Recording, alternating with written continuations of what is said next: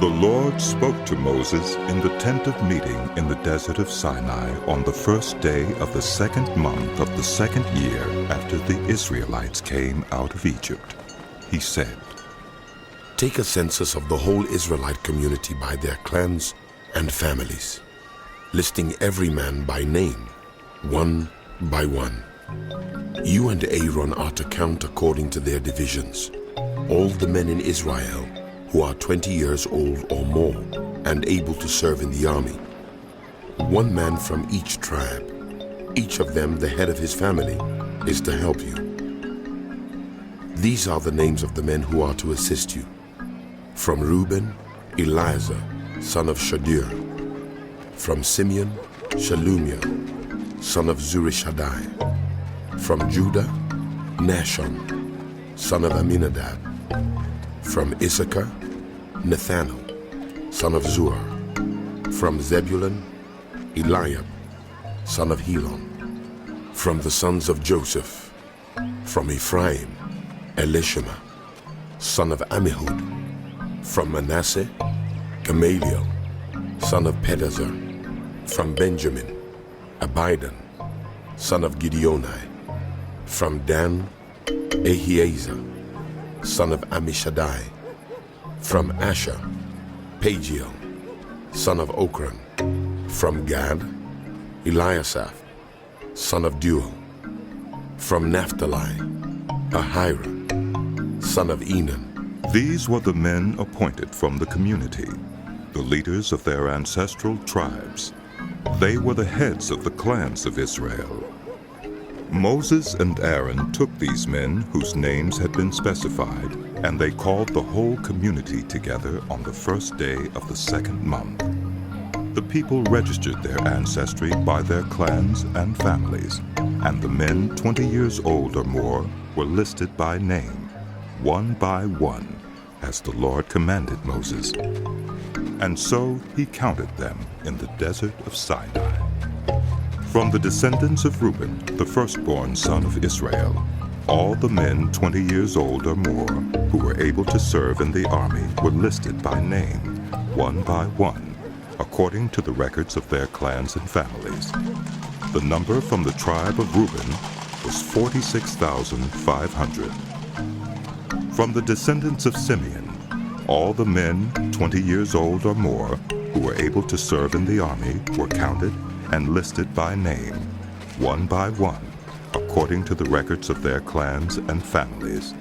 The number from the tribe of Simeon was 59,300.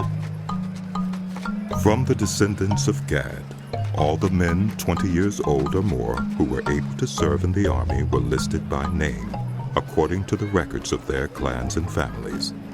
The number from the tribe of Gad was 45,650. From the descendants of Judah, all the men 20 years old or more who were able to serve in the army were listed by name, according to the records of their clans and families. The number from the tribe of Judah was 74,600. From the descendants of Issachar, all the men 20 years old or more who were able to serve in the army were listed by name, according to the records of their clans and families. The number from the tribe of Issachar was 54,400. From the descendants of Zebulun, all the men 20 years old or more who were able to serve in the army were listed by name, according to the records of their clans and families. The number from the tribe of Zebulun was 57,400. From the sons of Joseph, from the descendants of Ephraim, all the men 20 years old or more who were able to serve in the army were listed by name, according to the records of their clans and families. The number from the tribe of Ephraim was 40,500. From the descendants of Manasseh, all the men 20 years old or more who were able to serve in the army were listed by name, according to the records of their clans and families. The number from the tribe of Manasseh was 32,200. From the descendants of Benjamin, all the men 20 years old or more who were able to serve in the army were listed by name, according to the records of their clans and families. The number from the tribe of Benjamin was 35,400. From the descendants of Dan, all the men 20 years old or more who were able to serve in the army were listed by name, according to the records of their clans and families. The number from the tribe of Dan was 62,700. From the descendants of Asher, all the men 20 years old or more who were able to serve in the army were listed by name, according to the records of their clans and families. The number from the tribe of Asher was 41,500. From the descendants of Naphtali, all the men 20 years old or more who were able to serve in the army were listed by name, according to the records of their clans and families. The number from the tribe of Naphtali was 53,400. These were the men counted by Moses and Aaron and the 12 leaders of Israel, each one representing his family.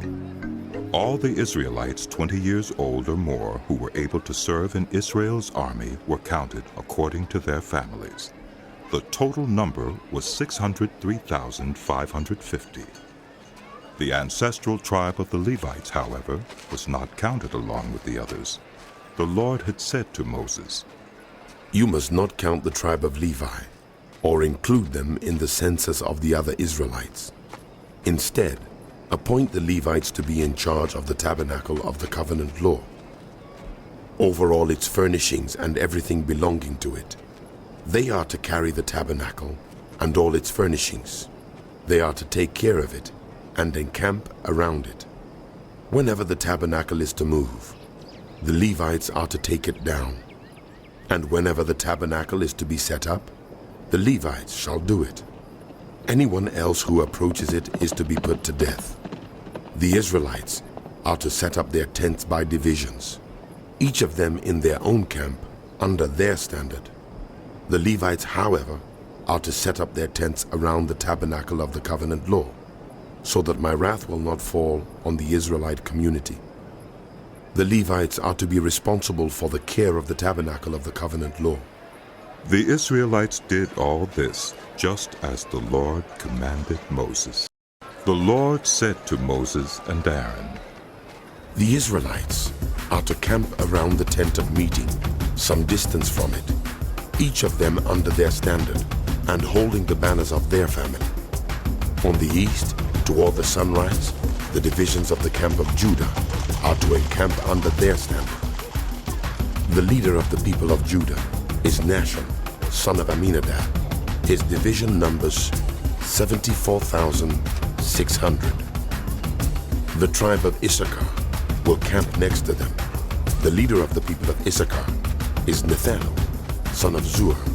His division numbers 54,400. The tribe of Zebulun will be next.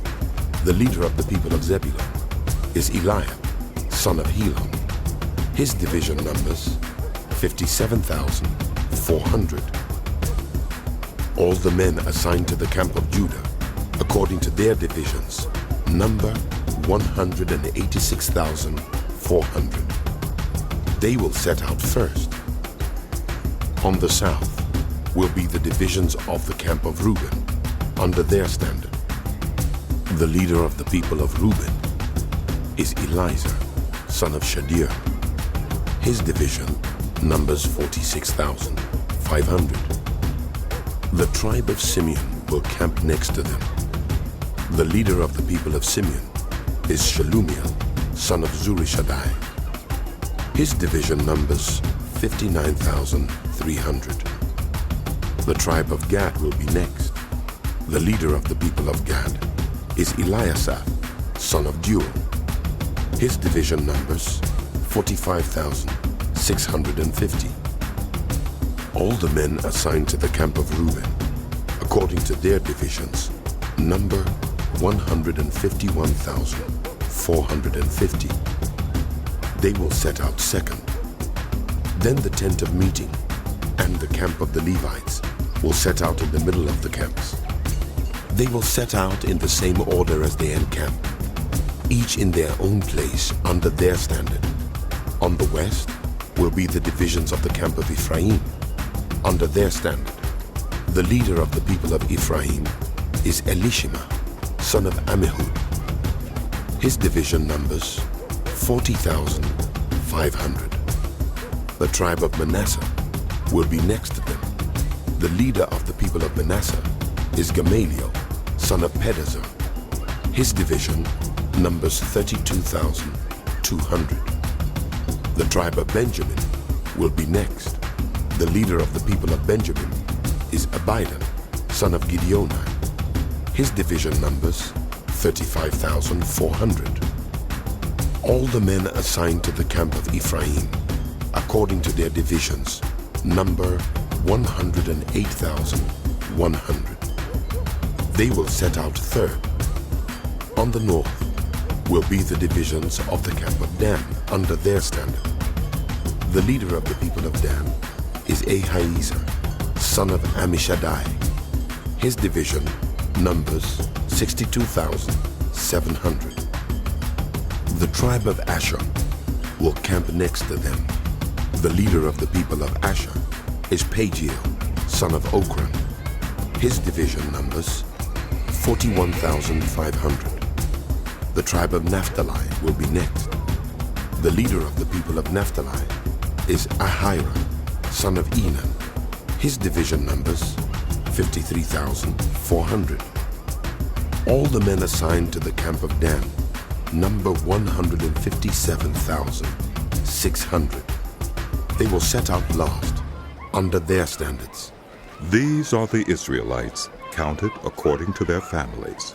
All the men in the camps by their divisions number 603,550. The Levites, however, were not counted along with the other Israelites, as the Lord commanded Moses. So the Israelites did everything the Lord commanded Moses.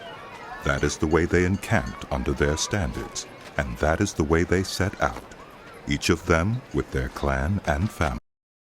This is the account of the family of Aaron and Moses at the time the Lord spoke to Moses on Mount Sinai. The names of the sons of Aaron were Nadab, the firstborn, and Abihu, Eleazar, and Ithamar.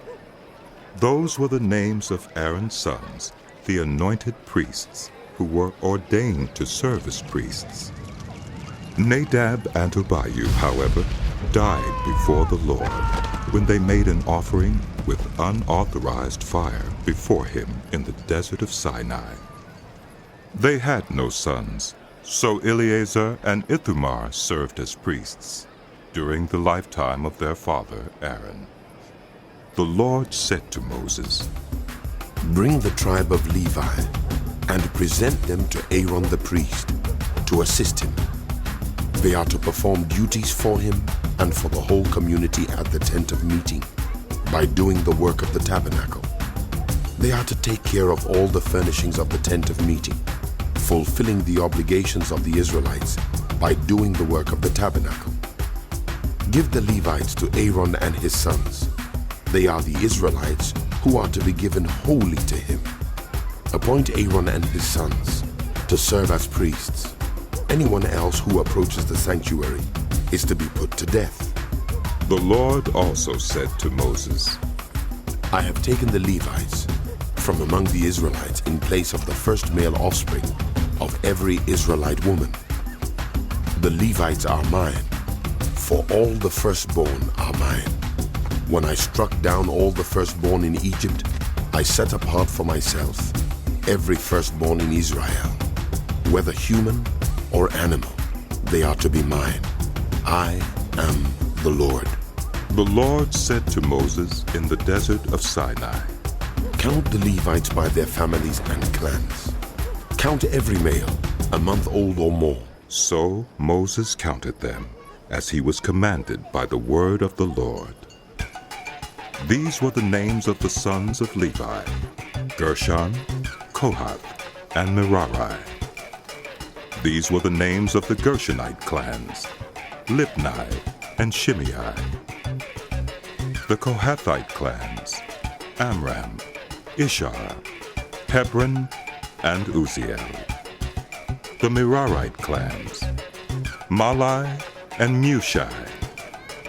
These were the Levite clans according to their families.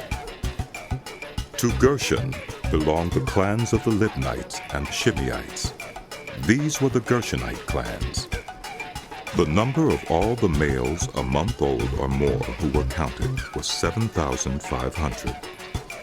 The Gershonite clans were to camp on the west, behind the tabernacle. The leader of the families of the Gershonites was Eliasaph, son of Lael.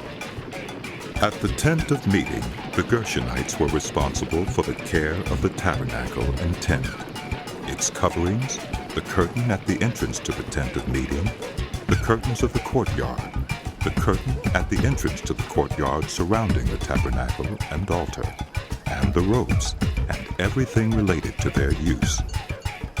To Kohath belonged the clans of the Amramites, Izharites, Hebronites, and Uzzielites. These were the Kohathite clans. The number of all the males a month old or more was 8,600. The Kohathites were responsible for the care of the sanctuary. The Kohathite clans were to camp on the south side of the tabernacle. The leader of the families of the Kohathite clans was Elizaphan, son of Uzziel. They were responsible for the care of the ark, the table, the lampstand, the altars, the articles of the sanctuary used in ministering, the curtain, and everything related to their use. The chief leader of the Levites was Eleazar, son of Aaron, the priest.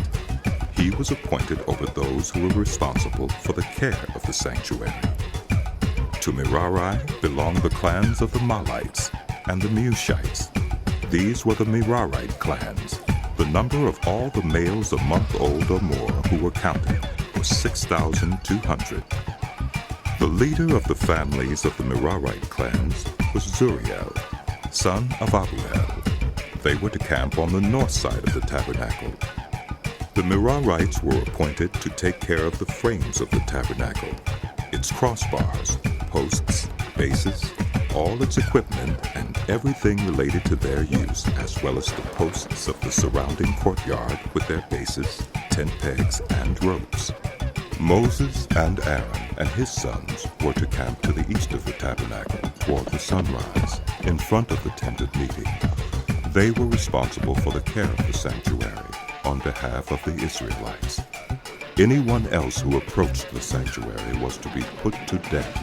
The total number of Levites counted at the Lord's command by Moses and Aaron, according to their clans, including every male a month old or more, was 22,000. The Lord said to Moses, "Count all the firstborn Israelite males, who are a month old or more, and make a list of their names. Take the Levites for me in place of all the firstborn of the Israelites, and the livestock of the Levites in place of all the firstborn of the livestock of the Israelites. I am the Lord." So Moses counted all the firstborn of the Israelites, as the Lord commanded him. The total number of firstborn males a month old or more, listed by name, was 22,273. The Lord also said to Moses, "Take the Levites in place of all the firstborn of Israel, and the livestock of the Levites in place of their livestock. The Levites are to be mine. I am the Lord. To redeem the 273 firstborn Israelites who exceed the number of the Levites, collect 5 shekels for each one, according to the sanctuary shekel, which weighs 20 gerahs. Give the money for the redemption of the additional Israelites to Aaron and his sons." So Moses collected the redemption money from those who exceeded the number redeemed by the Levites. From the firstborn of the Israelites he collected silver, weighing 1,365 shekels, according to the sanctuary shekel. Moses gave the redemption money to Aaron and his sons, as he was commanded by the Lord. The Lord said to Moses and Aaron, Take a census of the Kohathite branch of the Levites by their clans and families. Count all the men from 30 to 50 years of age who come to serve in the work at the tent of meeting. This is the work of the Kohathites at the tent of meeting, the care of the most holy things.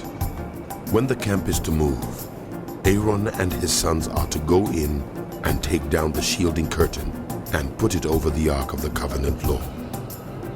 Then they are to cover the curtain with a durable leather, spread a cloth of solid blue over that, and put the poles in place. Over the table of the presence, they are to spread a blue cloth, and put on it the plates, dishes, and bowls, and the jars for drink offerings. The bread that is continually there is to remain on it. They are to spread a scarlet cloth over them. Cover that with the durable leather, and put the poles in place. They are to take a blue cloth and cover the lampstand that is for light, together with its lamps, its wick trimmers and trays, and all its jars for the olive oil used to supply it. Then they are to wrap it and all its accessories in a covering of the durable leather, and put it on a carrying frame. Over the gold altar, they are to spread a blue cloth and cover that with a durable leather and put the poles in place. They are to take all the articles used for ministering in the sanctuary, wrap them in a blue cloth, cover that with the durable leather, and put them on a carrying frame. They are to remove the ashes from the bronze altar and spread a purple cloth over it. Then they are to place on it all the utensils used for ministering at the altar, including the fire pans, meat forks, shovels, and sprinkling bowls. Over it, they are to spread a covering of the durable leather and put the poles in place. After Aaron and his sons have finished covering the holy furnishings and all the holy articles, and when the camp is ready to move, only then are the Kohathites to come and do the carrying. But they must not touch the holy things, or they will die. The Kohathites are to carry those things that are in the tent of meeting. Eleazar, son of Aaron, the priest, is to have charge of the oil for the light, the fragrant incense, the regular grain offering, and the anointing oil. He is to be in charge of the entire tabernacle and everything in it, including its holy furnishings and articles. The Lord said to Moses and Aaron, "See that the Kohathite tribal clans are not destroyed from among the Levites, so that they may live and not die when they come near the most holy things. Do this for them. Aaron and his sons are to go into the sanctuary and assign to each man his work and what he is to carry. But the Kohathites must not go in to look at the holy things, even for a moment, or they will die." The Lord said to Moses, "Take a census also of the Gershonites by their families and clans. Count all the men from 30 to 50 years of age who come to serve in the work at the tent of meeting. This is the service of the Gershonite clans in their carrying and their other work. They are to carry the curtains of the tabernacle, that is, the tent of meeting, its covering and its outer covering of durable leather, the curtains for the entrance to the tent of meeting, the curtains of the courtyard surrounding the tabernacle and altar, the curtain for the entrance to the courtyard, the ropes, and all the equipment used in the service of the tent. The Gershonites are to do all that needs to be done with these things. All their service, whether carrying or doing other work, is to be done under the direction of Aaron and his sons. You shall assign to them as their responsibility all they are to carry. This is the service of the Gershonite clans at the tent of meeting. Their duties are to be under the direction of Ithamar, son of Aaron the priest. Count the Merarites by their clans and families. Count all the men from 30 to 50 years of age who come to serve in the work at the tent of meeting. As part of all their service at the tent, they are to carry the frames of the tabernacle, its crossbars, posts and bases, as well as the posts of the surrounding courtyard with their bases, tent pegs, ropes, all their equipment and everything related to their use. Assign to each man the specific things he is to carry. This is the service of the Merarite clans as they work at the tent of meeting under the direction of Ithamar, son of Aaron the priest. Moses, Aaron, and the leaders of the community counted the Kohathites by their clans and families. All the men from 30 to 50 years of age who came to serve in the work at the tent of meeting, counted by clans, were 2,750. This was the total of all those in the Kohathite clans who served at the tent of meeting. Moses and Aaron counted them according to the Lord's command through Moses. The Gershonites were counted by their clans and families. All the men from 30 to 50 years of age who came to serve in the work at the tent of meeting, counted by their clans and families, were 2,630. This was the total of those in the Gershonite clans who served at the tent of meeting. Moses and Aaron counted them according to the Lord's command. The Merarites were counted by their clans and families. All the men from 30 to 50 years of age who came to serve in the work at the tent of meeting, counted by their clans, were 3,200. This was the total of those in the Merarite clans. Moses and Aaron counted them according to the Lord's command through Moses. So Moses, Aaron, and the leaders of Israel counted all the Levites by their clans and families. All the men from 30 to 50 years of age who came to do the work of serving and carrying the tent of meeting numbered 8,580. At the Lord's command through Moses, each was assigned his work and told what to carry. Thus they were counted as the Lord commanded Moses. The Lord said to Moses, "Command the Israelites to send away from the camp anyone who has a defiling skin disease or a discharge of any kind, or who is ceremonially unclean because of a dead body. Send away male and female alike. Send them outside the camp, so they will not defile their camp, where I dwell among them." The Israelites did so. They sent them outside the camp. They did just as the Lord had instructed Moses. The Lord said to Moses, "Say to the Israelites, any man or woman who wrongs another in any way, and so is unfaithful to the Lord, is guilty, and must confess the sin they have committed. They must make full restitution for the wrong they have done. Add a fifth of the value to it, and give it all to the person they have wronged. But if that person has no close relative to whom restitution can be made for the wrong, the restitution belongs to the Lord and must be given to the priest, along with the ram with which atonement is made for the wrongdoer. All the sacred contributions the Israelites bring to a priest will belong to him. All sacred gifts belong to the donors, but what they give to the priest will belong to the priest." Then the Lord said to Moses, "Speak to the Israelites and say to them, if a man's wife goes astray and is unfaithful to him, so that another man has sexual relations with her, and this is hidden from her husband, and her impurity is undetected, since there is no witness against her, and she has not been caught in the act, and if feelings of jealousy come over her husband, and he suspects his wife and she is impure, or if he is jealous and suspects her even though she is not impure, then he is to take his wife to the priest. He must also take an offering of 1/10 of an ephah of barley flour on her behalf. He must not pour oil on it or put incense on it, because it is a grain offering for jealousy, a reminder offering to draw attention to wrongdoing. The priest shall bring her and have her stand before the Lord. Then he shall take some holy water in a clay jar, and put some dust from the tabernacle floor into the water. After the priest has had the woman stand before the Lord, he shall loosen her hair and place in her hands the reminder offering, the grain offering for jealousy, while he himself holds the bitter water that brings a curse.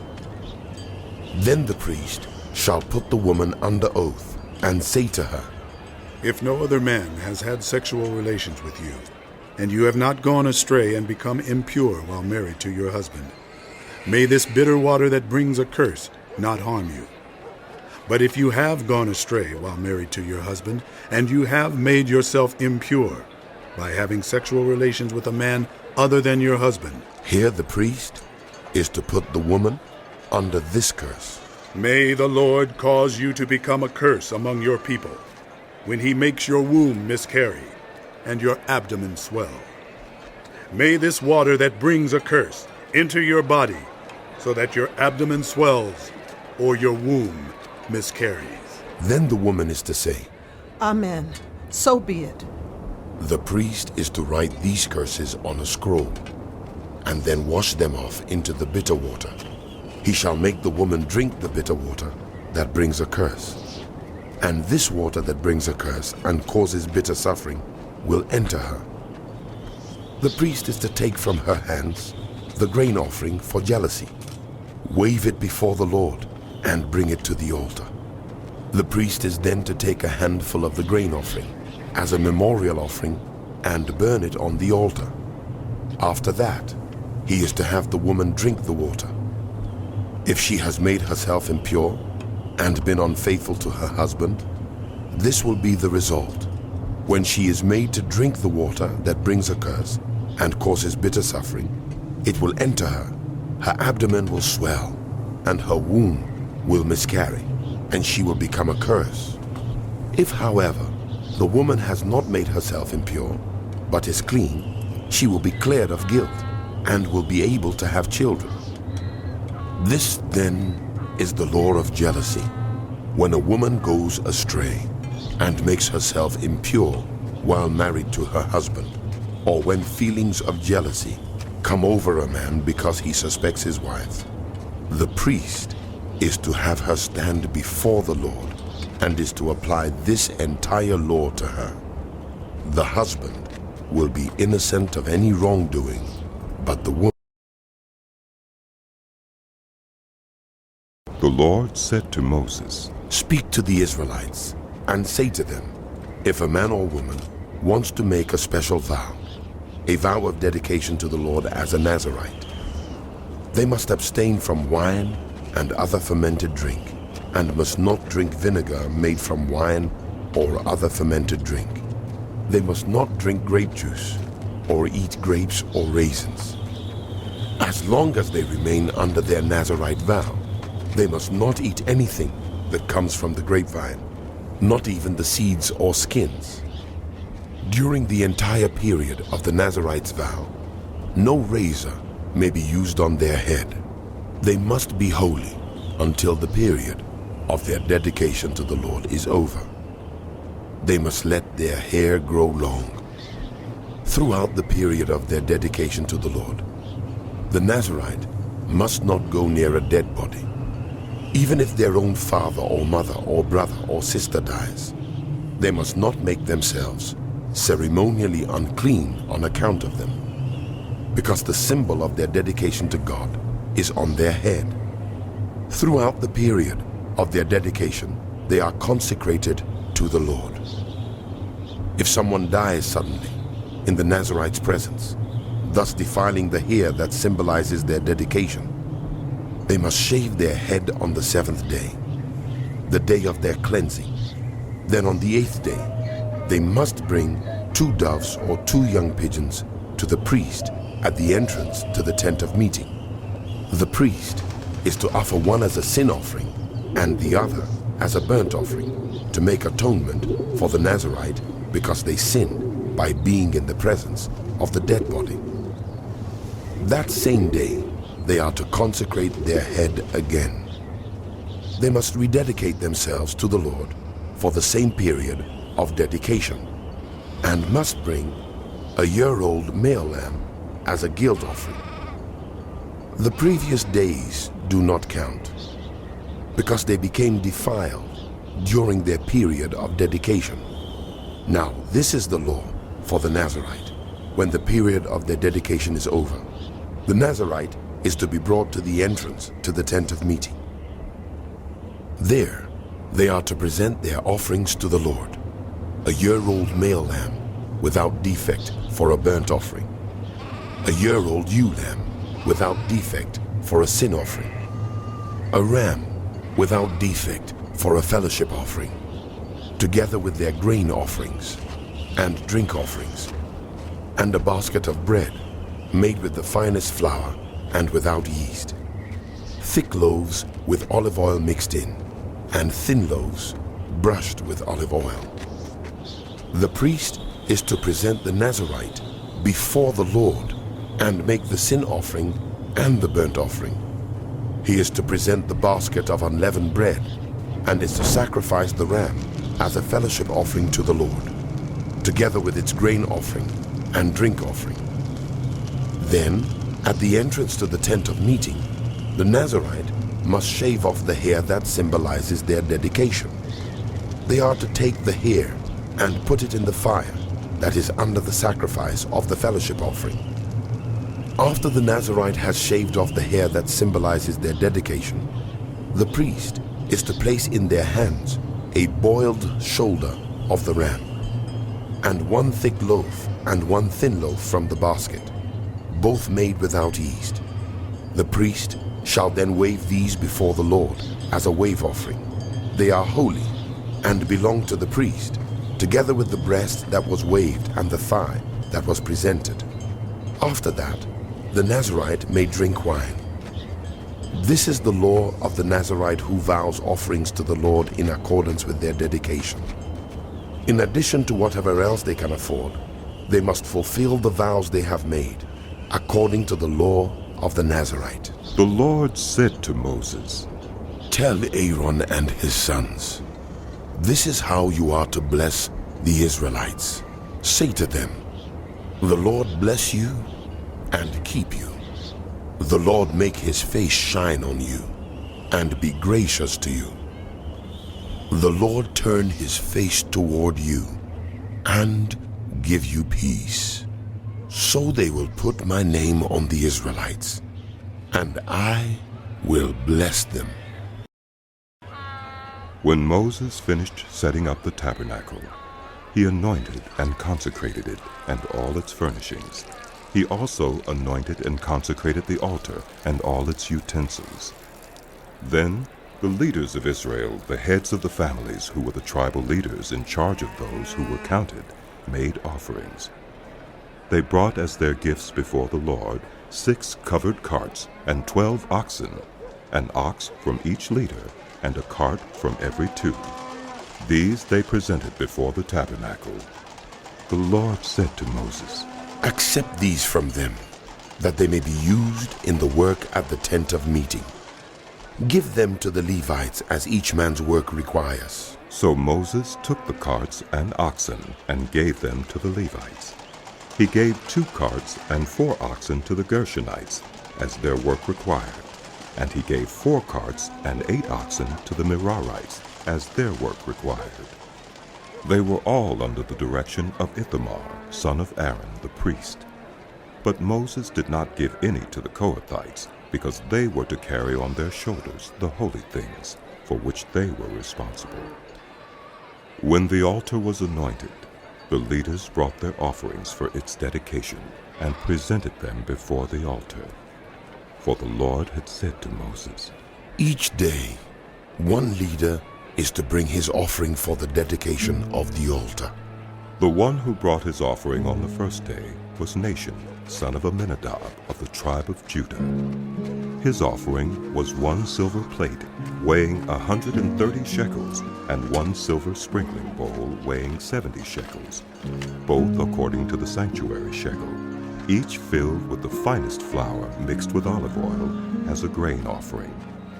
1 gold dish weighing 10 shekels, filled with incense, 1 young bull, 1 ram, and 1 male lamb a year old for a burnt offering, 1 male goat for a sin offering, and 2 oxen, 5 rams, 5 male goats, and 5 male lambs a year old, to be sacrificed as a fellowship offering. This was the offering of Nashon, son of Amminadab. On the second day, Nethanel, son of Zuar, the leader of Issachar, brought his offering. The offering he brought was 1 silver plate weighing 130 shekels, and 1 silver sprinkling bowl weighing 70 shekels, both according to the sanctuary shekel, each filled with the finest flour mixed with olive oil as a grain offering. 1 gold dish weighing 10 shekels, filled with incense, 1 young bull, 1 ram, and 1 male lamb a year old for a burnt offering, 1 male goat for a sin offering, and 2 oxen, 5 rams, 5 male goats, and 5 male lambs a year old, to be sacrificed as a fellowship offering. This was the offering of Nethanel, son of Zuar. On the third day, Eliab, son of Helon, the leader of the people of Zebulun, brought his offering.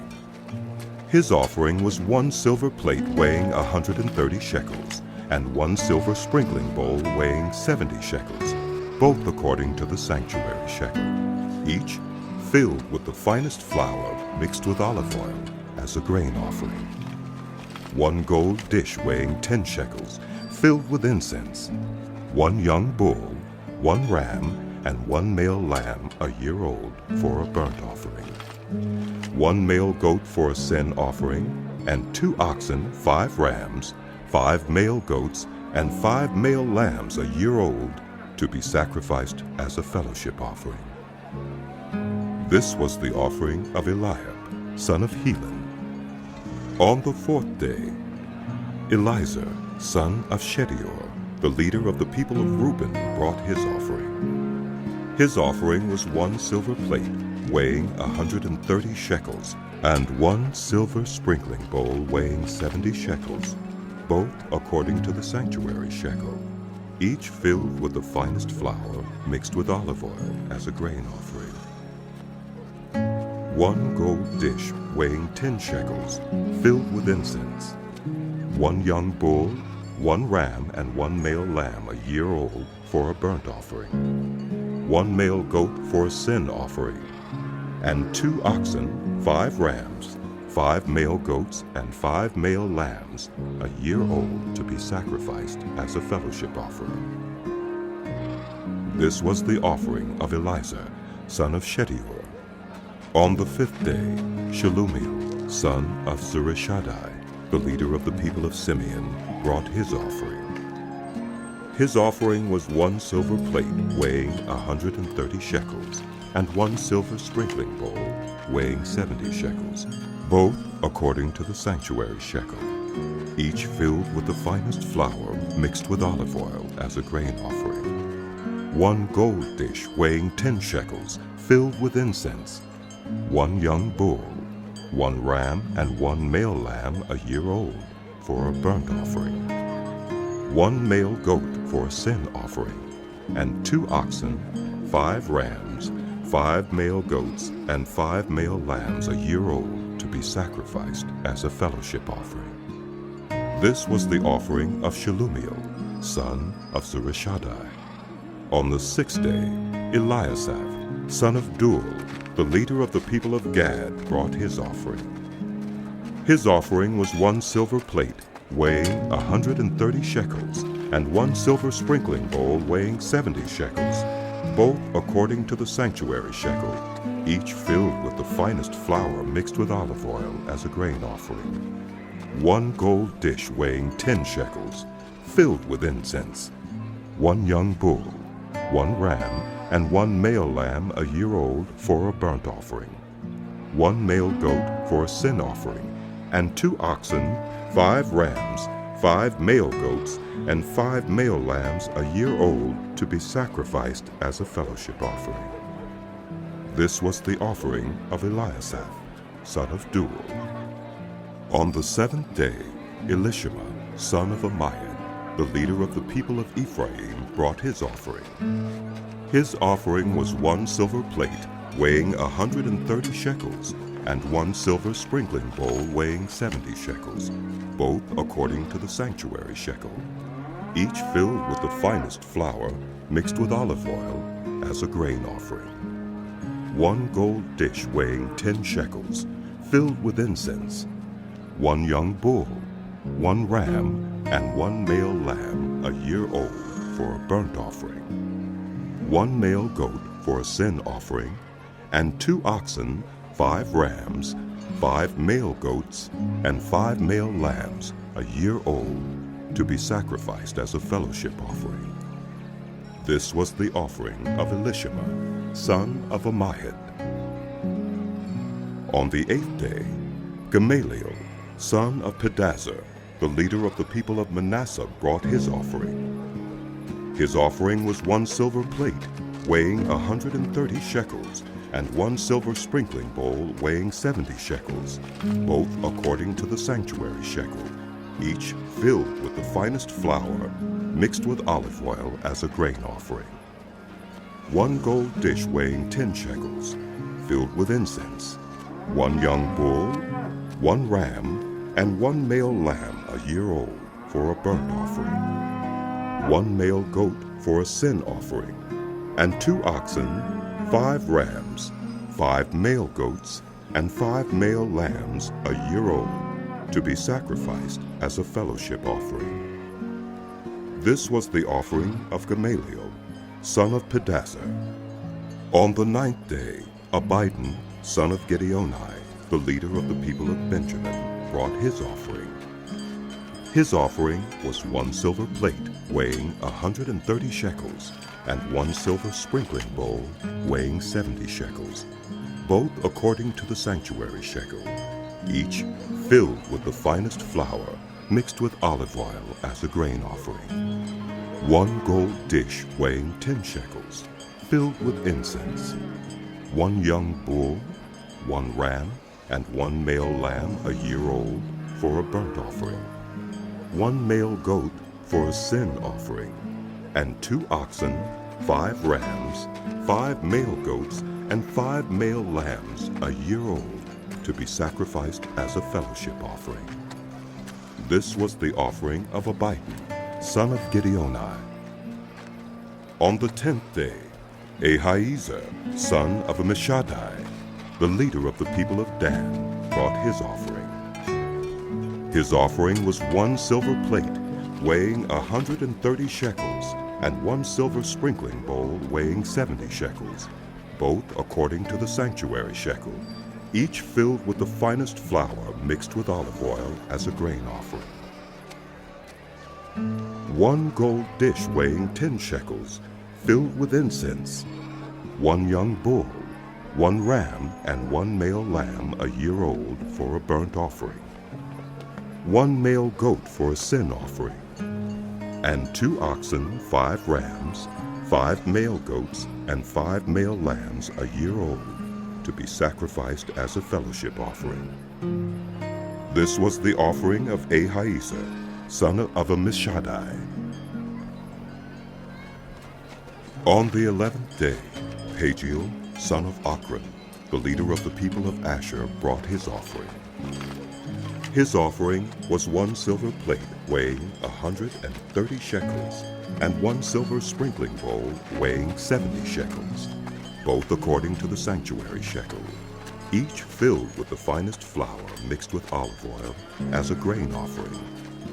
1 gold dish weighing 10 shekels, filled with incense, 1 young bull, 1 ram, and 1 male lamb a year old for a burnt offering, 1 male goat for a sin offering, and 2 oxen, 5 rams, 5 male goats, and 5 male lambs a year old to be sacrificed as a fellowship offering.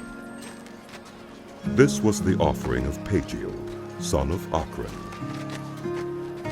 On the 12th day, Ahira, son of Enan, the leader of the people of Naphtali, brought his offering.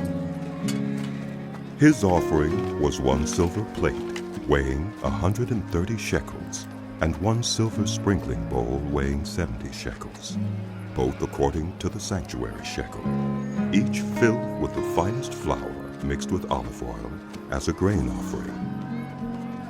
1 gold dish weighing 10 shekels, filled with incense. 1 young bull, 1 ram, and 1 male lamb a year old for a burnt offering. 1 male goat for a sin offering, and 2 oxen, 5 rams, 5 male goats, and 5 male lambs a year old to be sacrificed as a fellowship offering. This was the offering of Ahira, son of Enan. These were the offerings of the Israelite leaders for the dedication of the altar when it was anointed. 12 silver plates, 12 silver sprinkling bowls, and 12 gold dishes. Each silver plate weighed 130 shekels, and each sprinkling bowl 70 shekels. Altogether, the silver dishes weighed 2,400 shekels, according to the sanctuary shekel. The 12 gold dishes filled with incense weighed 10 shekels each, according to the sanctuary shekel. Altogether, the gold dishes weighed 120 shekels.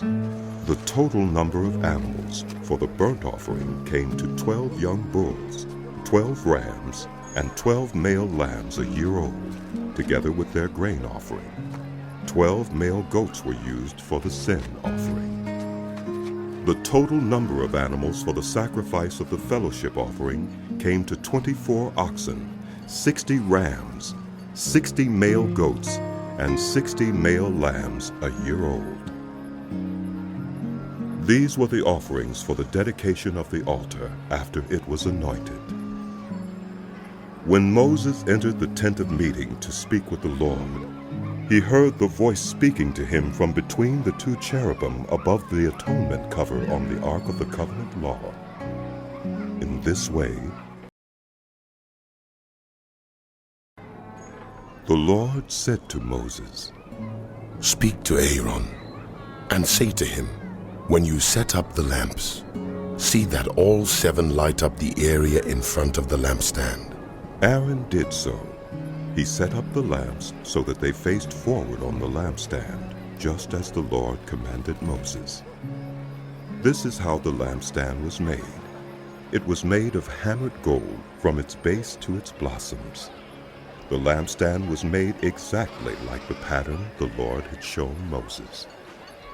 The Lord said to Moses, "Take the Levites from among all the Israelites and make them ceremonially clean.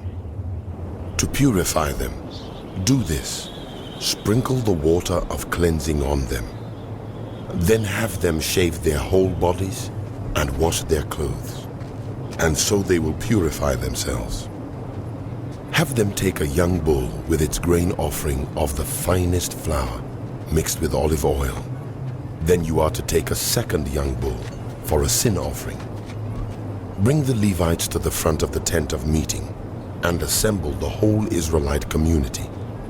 You are to bring the Levites before the Lord, and the Israelites are to lay their hands on them. Aaron is to present the Levites before the Lord as a wave offering from the Israelites, so that they may be ready to do the work of the Lord. Then the Levites are to lay their hands on the heads of the bulls, using one for a sin offering to the Lord, and the other for a burnt offering to make atonement for the Levites. Have the Levites stand in front of Aaron and his sons, and then present them as a wave offering to the Lord. In this way, you are to set the Levites apart from the other Israelites, and the Levites will be mine. After you have purified the Levites and presented them as a wave offering, they are to come to do their work at the tent of meeting. They are the Israelites who are to be given wholly to me. I have taken them as my own in place of the firstborn, the first male offspring from every Israelite woman. Every firstborn male in Israel, whether human or animal, is mine. When I struck down all the firstborn in Egypt, I set them apart for myself, and I have taken the Levites in place of all the firstborn sons in Israel. From among all the Israelites, I have given the Levites as gifts to Aaron and his sons to do the work at the tent of meeting on behalf of the Israelites, and to make atonement for them, so that no plague will strike the Israelites when they go near the sanctuary. Moses, Aaron, and the whole Israelite community did with the Levites just as the Lord commanded Moses. The Levites purified themselves and washed their clothes. Then Aaron presented them as a wave offering before the Lord and made atonement for them to purify them. After that, the Levites came to do their work at the tent of meeting under the supervision of Aaron and his sons. They did with the Levites just as the Lord commanded Moses. The Lord said to Moses, This applies to the Levites. Men 25 years old or more shall come to take part in the work at the tent of meeting. But at the age of 50, they must retire from their regular service and work no longer. They may assist their brothers in performing their duties at the tent of meeting, but they themselves must not do the work. This then is how you are to assign the responsibilities. The Lord spoke to Moses in the desert of Sinai in the first month of the second year after they came out of Egypt. He said, Have the Israelites celebrate the Passover at the appointed time. Celebrate it at the appointed time at twilight on the 14th day of this month, in accordance with all its rules and regulations. So Moses told the Israelites to celebrate the Passover, and they did so in the desert of Sinai at twilight on the 14th day of the first month. The Israelites did everything just as the Lord commanded Moses. But some of them could not celebrate the Passover on that day, because they were ceremonially unclean on account of a dead body. So they came to Moses and Aaron that same day and said to Moses, We have become unclean because of a dead body. But why should we be kept from presenting the Lord's offering with the other Israelites at the appointed time? Moses answered them, Wait until I find out what the Lord commands concerning you. Then the Lord said to Moses, Tell the Israelites, when any of you or your descendants are unclean because of a dead body or are away on a journey, they are still to celebrate the Lord's Passover. But they are to do it on the 14th day of the second month at twilight. They are to eat the lamb together with unleavened bread and bitter herbs. They must not leave any of it till morning or break any of its bones. When they celebrate the Passover, they must follow all the regulations.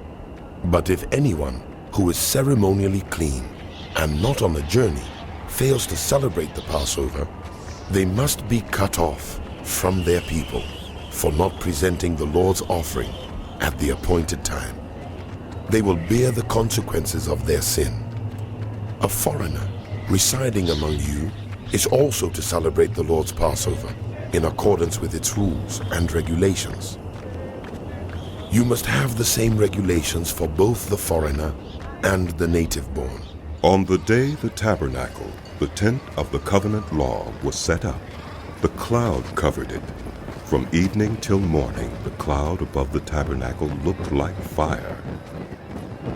That is how it continued to be. The cloud covered it, and at night it looked like fire.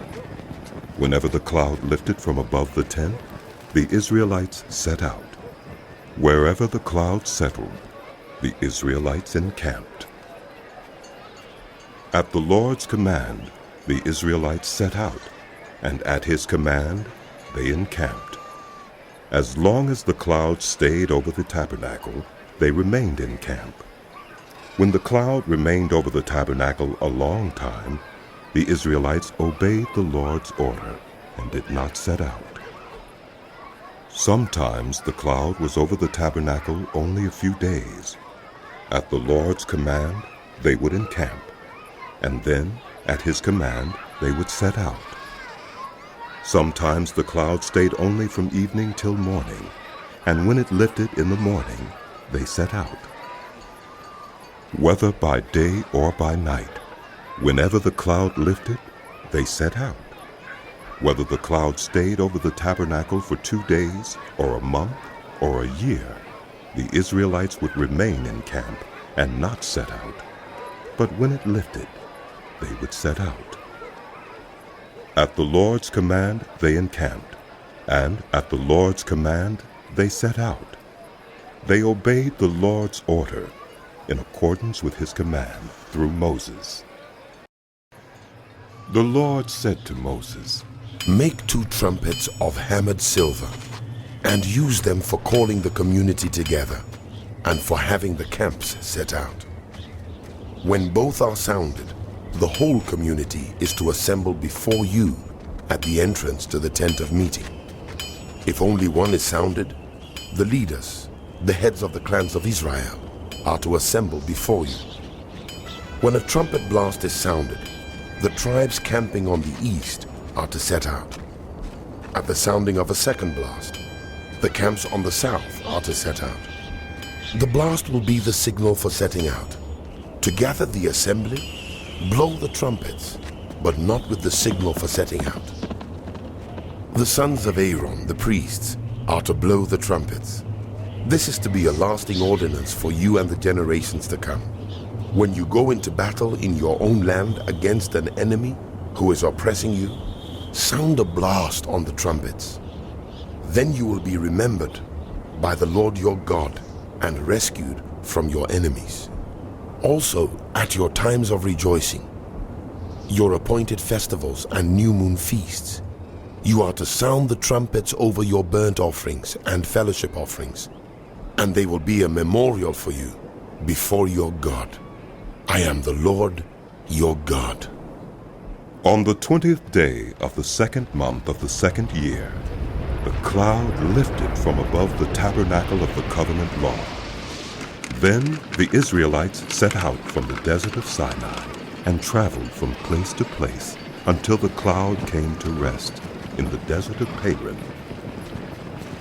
They set out this first time at the Lord's command through Moses. The divisions of the camp of Judah went first, under their standard. Nashon, son of Amminadab, was in command. Nethanel, son of Zurah, was over the division of the tribe of Issachar. And Eliab, son of Helon, was over the division of the tribe of Zebulun. Then the tabernacle was taken down, and the Gershonites and Merarites who carried it set out. The divisions of the camp of Reuben went next under their standard. Elizur, son of Shedeur, was in command. Shelumiel, son of Zurishaddai, was over the division of the tribe of Simeon. And Eliasaph, son of Duel, was over the division of the tribe of Gad. Then the Kohathites set out, carrying the holy things. The tabernacle was to be set up before they arrived. The divisions of the camp of Ephraim went next under their standard. Elishama, son of Ammiad, was in command. Gamaliel, son of Pedazur, was over the division of the tribe of Manasseh, and Abidan, son of Gideoni, was over the division of the tribe of Benjamin. Finally, as the rear guard for all the units, the divisions of the camp of Dan set out under their standard. Ahiezer, son of Ammishaddai, was in command. Pagiel, son of Ochran, was over the division of the tribe of Asher, and Ahira, son of Enan, was over the division of the tribe of Naphtali. This was the order of march for the Israelite divisions as they set out. Now Moses said to Hobab, son of Reuel the Midianite, Moses' father-in-law, "We are setting out for the place about which the Lord said, 'I will give it to you.' Come with us, and we will treat you well, for the Lord has promised good things to Israel." He answered, "No, I will not go. I am going back to my own land and my own people." But Moses said, "Please, do not leave us. You know where we should camp in the wilderness, and you can be our eyes. If you come with us, We will share with you whatever good things the Lord gives us." So they set out from the mountain of the Lord and traveled for 3 days. The ark of the covenant of the Lord went before them during those 3 days to find them a place to rest. The cloud of the Lord was over them by day when they set out from the camp. Whenever the ark set out, Moses said, "Rise up, Lord. May your enemies be scattered. May your foes flee before you. Whenever it came to rest, he said, Return, Lord, to the..."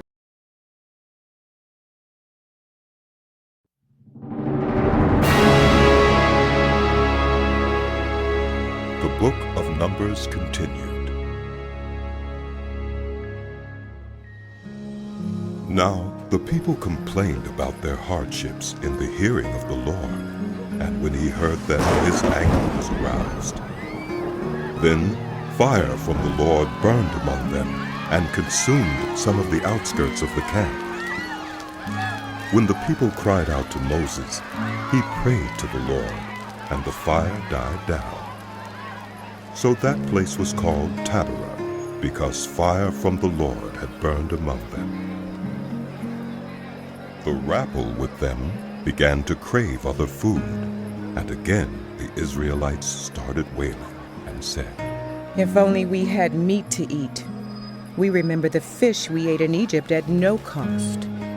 Also the cucumbers, melons, leeks, onions, and garlic. But now we have lost our appetite. We never see anything but this manna. The manna was like coriander seed and looked like resin. People went around gathering it and then ground it in a hand mill or crushed it in a mortar. They cooked it in a pot or made it into loaves. And it tasted like something made with olive oil.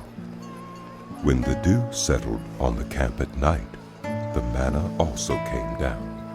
Moses heard the people of every family wailing at the entrance to their tents. The Lord became exceedingly angry, and Moses was troubled. He asked the Lord, "Why have you brought this trouble on your servant? What have I done to displease you that you put the burden of all these people on me? Did I conceive all these people? Did I give them birth? Why do you tell me to carry them in my arms as a nurse carries an infant to the land you promised on oath to their ancestors? Where can I get meat for all these people? They keep wailing to me, 'Give us meat to eat.' I cannot carry all these people by myself. The burden is too heavy for me. If this is how you are going to treat me, please go ahead and kill me if I have found favor in your eyes. And do not let me face my own ruin." The Lord said to Moses, Bring me 70 of Israel's elders, who are known to you as leaders and officials among the people. Have them come to the tent of meeting, that they may stand there with you. I will come down and speak with you there, and I will take some of the power of the Spirit that is on you and put it on them.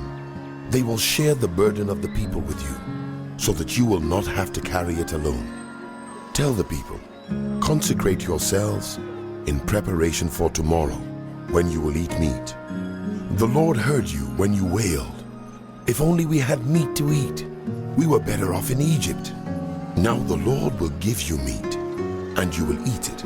You will not eat it for just 1 day, or 2 days, or 5, 10, or 20 days, but for a whole month, until it comes out of your nostrils and you loathe it, because you have rejected the Lord who is among you, and have wailed before him, saying, "Why did we ever leave Egypt?" But Moses said, "Here I am among 600,000 men on foot, and you say, 'I will give them meat to eat for a whole month.' Would they have enough if flocks and herds were slaughtered for them? Would they have enough if all the fish in the sea were caught for them?" The Lord answered Moses, Is the Lord's arm too short?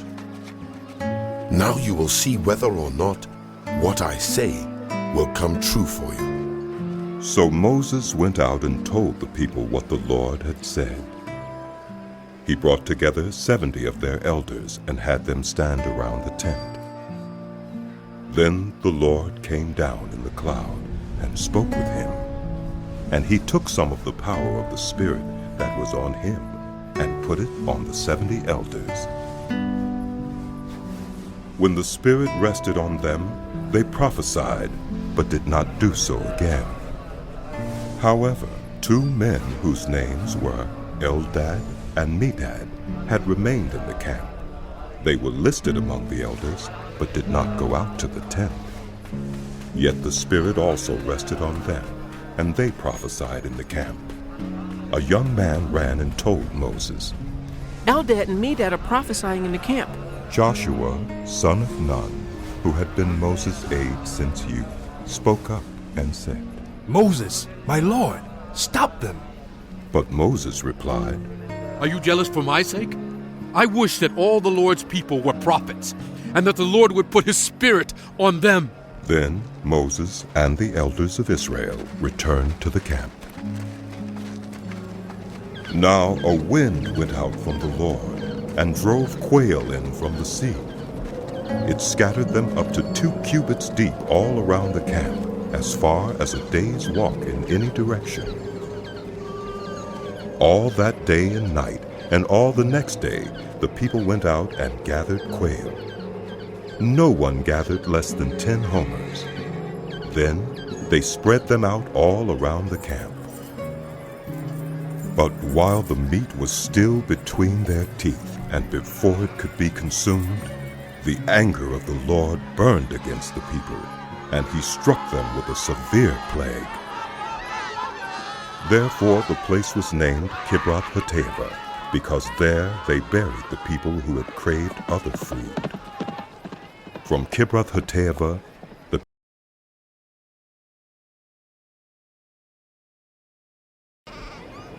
Miriam and Aaron began to talk against Moses because of his Cushite wife, for he had married a Cushite. Has the Lord spoken only through Moses? They asked. Hasn't he also spoken through us? And the Lord heard this. Now Moses was a very humble man, more humble than anyone else on the face of the earth. At once the Lord said to Moses, Aaron, and Miriam, Come out to the tent of meeting, all 3 of you. So the 3 of them went out. Then the Lord came down in a pillar of cloud.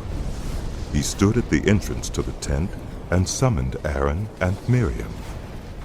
When the 2 of them stepped forward, he said, Listen to my words. When there are prophets of the Lord among you, I reveal myself to them in visions. I speak to them in dreams. But this is not true of my servant Moses. He is faithful in all my house. With him, I speak face to face, clearly and not in riddles. He sees the form of the Lord. Why then were you not afraid to speak against my servant Moses? The anger of the Lord burned against them, and he left them. When the cloud lifted from above the tent, Miriam's skin was leprous. It became as white as snow. Aaron turned toward her and saw that she had a defiling skin disease. And he said to Moses, Please, my lord, I ask you not to hold against us the sin we have so foolishly committed. Do not let her be like a stillborn infant coming from its mother's womb, with its flesh half eaten away. So Moses cried out to the Lord. Please, God, heal her. The Lord replied to Moses, If her father had spit in her face, would she not have been in disgrace for 7 days? Confine her outside the camp for 7 days. After that, she can be brought back. So Miriam was confined outside the camp for 7 days, and the people did not move on till she was brought back. After that, the people left.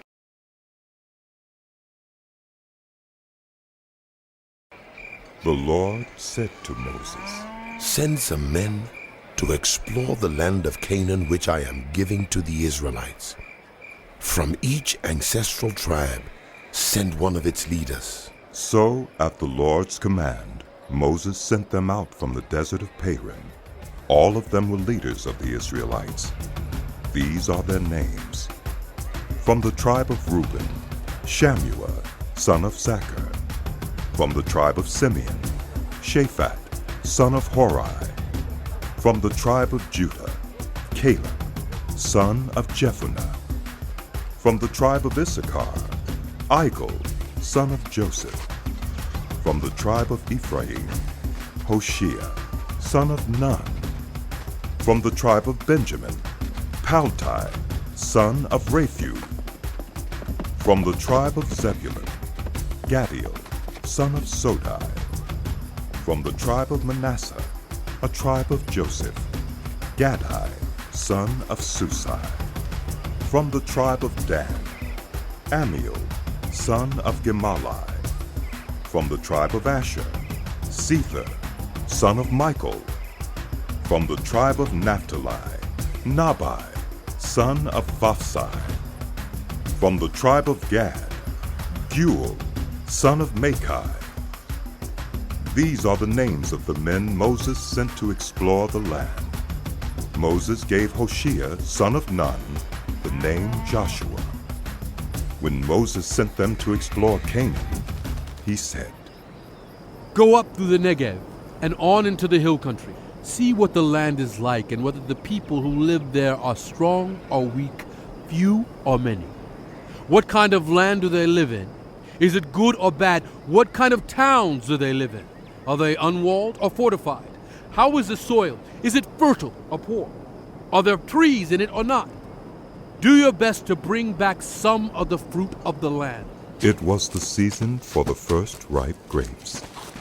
So they went up and explored the land from the desert of Zin as far as Rehob, toward Lebo-Hamath.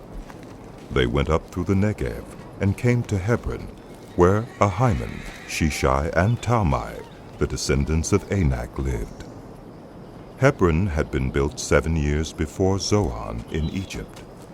When they reached the valley of Eshcol, they cut off a branch bearing a single cluster of grapes. 2 of them carried it on a pole between them, along with some pomegranates and figs. That place was called the Valley of Eshcol, because of the cluster of grapes the Israelites cut off there.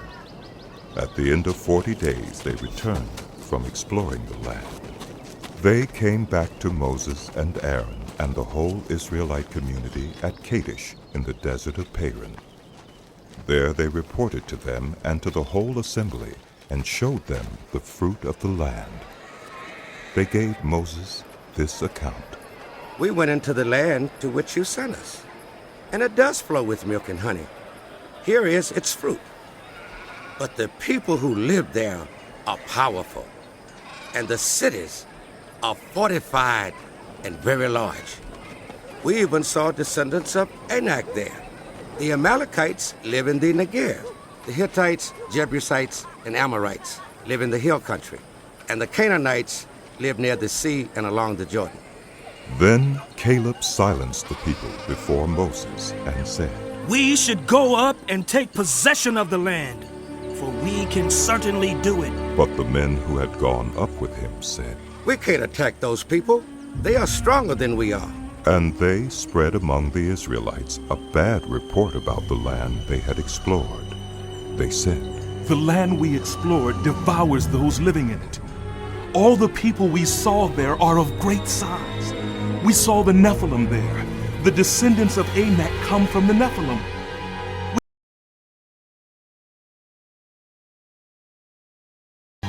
That night, all the members of the community raised their voices and wept aloud. All the Israelites grumbled against Moses and Aaron, and the whole assembly said to them, If only we had died in Egypt, or in this wilderness. Why is the Lord bringing us to this land only to let us fall by the sword? Our wives and children will be taken as plunder. Wouldn't it be better for us to go back to Egypt? And they said to each other, We should choose a leader and go back to Egypt. Then Moses and Aaron fell face down in front of the whole Israelite assembly gathered there. Joshua, son of Nun, and Caleb, son of Jephunneh, who were among those who had explored the land, tore their clothes and said to the entire Israelite assembly, "The land we passed through and explored is exceedingly good. If the Lord is pleased with us, He will lead us into that land, a land flowing with milk and honey, and will give it to us. Only do not rebel against the Lord. And do not be afraid of the people of the land, because we will devour them. Their protection is gone, but the Lord is with us. Do not be afraid of them." But the whole assembly talked about stoning them. Then the glory of the Lord appeared at the tent of meeting to all the Israelites. The Lord said to Moses, "How long will these people treat me with contempt? How long will they refuse to believe in me, in spite of all the signs I have performed among them? I will strike them down with a plague and destroy them, but I will make you into a nation greater and stronger than they." Moses said to the Lord, "Then the Egyptians will hear about it.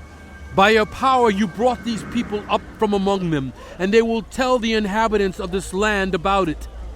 They have already heard that you, Lord, are with these people, and that you, Lord, have been seen face to face, that your cloud stays over them, and that you go before them in a pillar of cloud by day and a pillar of fire by night. If you put these people to death all at one time, the nations who have heard this report about you will say, 'The Lord was not able to bring these people into the land He promised them on oath, so He slaughtered them in the wilderness.' Now may the Lord's strength be displayed, just as you have declared. The Lord is slow to anger, abounding in love, and forgiving sin and rebellion, yet He does not leave the guilty unpunished. He punishes the children for the sin of the parents to the third and fourth generation. In accordance with your great love, forgive the sin of these people, just as you have pardoned them from the time they left Egypt until now." The Lord replied, "I have forgiven them, as you asked. Nevertheless, as surely as I live, and as surely as the glory of the Lord fills the whole earth, not one of those who saw my glory and the signs I performed in Egypt and in the wilderness, but who disobeyed me and tested me 10 times, not one of them will ever see the land I promised on oath to their ancestors. No one who has treated me with contempt will ever see it, but because my servant Caleb has a different spirit and follows me wholeheartedly, I will bring him into the land he went to, and his descendants will inherit it. Since the Amalekites and Canaanites are living in the valleys, turn back tomorrow and set out toward the desert along the route to the Red Sea." The Lord said to Moses and Aaron, "How long will this wicked community grumble against me? I have heard the complaints of these grumbling Israelites. So tell them, as surely as I live, declares the Lord, I will do to you the very thing I heard you say.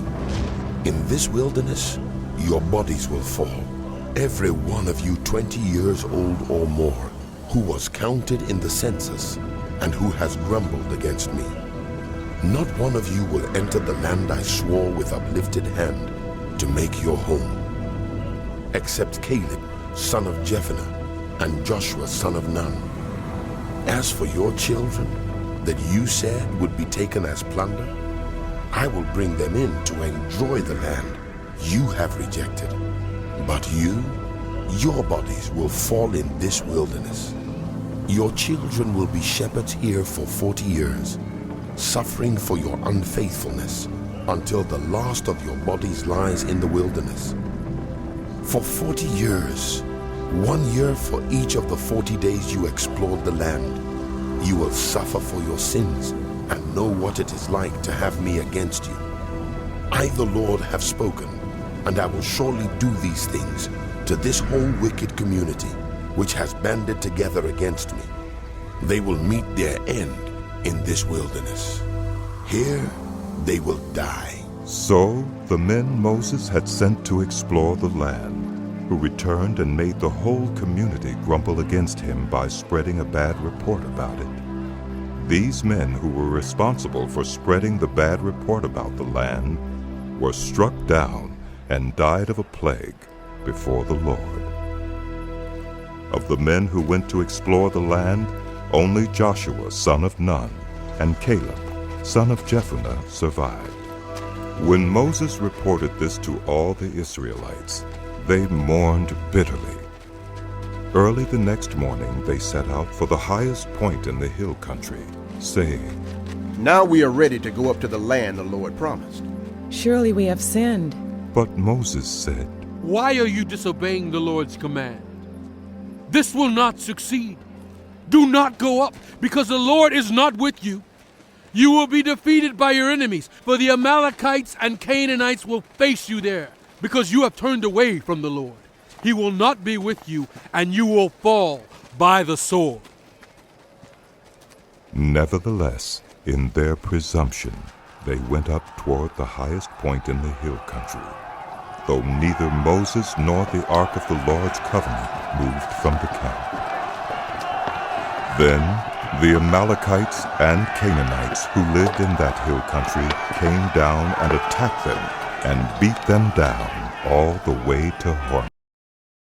The Lord said to Moses, "Speak to the Israelites and say to them, after you enter the land I am giving you as a home, and you present to the Lord food offerings from the herd or the flock, as an aroma pleasing to the Lord, whether burnt offerings or sacrifices, for special vows or free will offerings or festival offerings, then the person who brings an offering shall present to the Lord a grain offering of 1/10 of an ephah of the finest flour mixed with 1/4 of a hin of olive oil. With each lamb for the burnt offering or the sacrifice, prepare 1/4 of a hin of wine as a drink offering. With a ram, prepare a grain offering of 2/10 of an ephah of the finest flour mixed with 1/3 of a hin of olive oil and 1/3 of a hin of wine as a drink offering.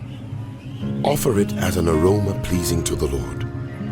When you prepare a young bull as a burnt offering or sacrifice, for a special vow or a fellowship offering to the Lord, bring with the bull a grain offering of 3/10 of an ephah of the finest flour mixed with 1/2 a hin of olive oil, and also bring 1/2 a hin of wine as a drink offering.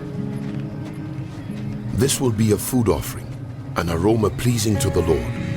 Each bull or ram, each lamb or young goat is to be prepared in this manner. Do this for each one, for as many as you prepare. Everyone who is native born must do these things in this way when they present a food offering as an aroma pleasing to the Lord. For the generations to come, whenever a foreigner or anyone else living among you presents a food offering as an aroma pleasing to the Lord, they must do exactly as you do. The community is to have the same rules for you and for the foreigner residing among you. This is a lasting ordinance for the generations to come. You and the foreigner shall be the same before the Lord. The same laws and regulations will apply both to you and to the foreigner residing among you." The Lord said to Moses, "Speak to the Israelites and say to them, when you enter the land to which I am taking you, and you eat the food of the land, present a portion as an offering to the Lord. Present a loaf from the first of your ground meal, and present it as an offering from the threshing floor. Throughout the generations to come, you are to give this offering to the Lord from the first of your ground meal. Now, if you as a community unintentionally fail to keep any of these commands the Lord gave Moses, any of the Lord's commands to you through him, from the day the Lord gave them and continuing through the generations to come, And if this is done unintentionally, without the community being aware of it, then the whole community is to offer a young bull for a burnt offering, as an aroma pleasing to the Lord, along with its prescribed grain offering and drink offering, and a male goat for a sin offering. The priest is to make atonement for the whole Israelite community, and they will be forgiven, for it was not intentional, and they have presented to the Lord for their wrong a food offering and a sin offering. The whole Israelite community and the foreigners residing among them will be forgiven, because all the people were involved in the unintentional wrong. But if just one person sins unintentionally, that person must bring a year-old female goat for a sin offering. The priest is to make atonement before the Lord for the one who erred by sinning unintentionally, and when atonement has been made for them, they will be forgiven. One and the same law applies to everyone who sins unintentionally, whether a native-born Israelite or a foreigner residing among you. But anyone who sins defiantly, whether native-born or foreigner, blasphemes the Lord and must be cut off from their people, because they have despised the Lord's word and broken his commands. They must surely be cut off. Their guilt remains on them. While the Israelites were in the wilderness, a man was found gathering wood on the Sabbath day. Those who found him gathering wood brought him to Moses and Aaron and the whole assembly. And they kept him in custody because it was not clear what should be done to him. Then the Lord said to Moses, "The man must die. The whole assembly must stone him outside the camp." So the assembly took him outside the camp and stoned him to death, as the Lord commanded Moses. The Lord said to Moses, "Speak to the Israelites and say to them, throughout the generations to come, you are to make tassels on the corners of your garments, with a blue cord on each tassel. You will have these tassels to look at, and so you will remember all the commands of the Lord, that you may obey them, and not prostitute yourselves by chasing after the lusts of your own hearts and eyes. Then you will remember to obey all my commands, and will be consecrated to your God. I am the Lord your God, who brought you out of Egypt."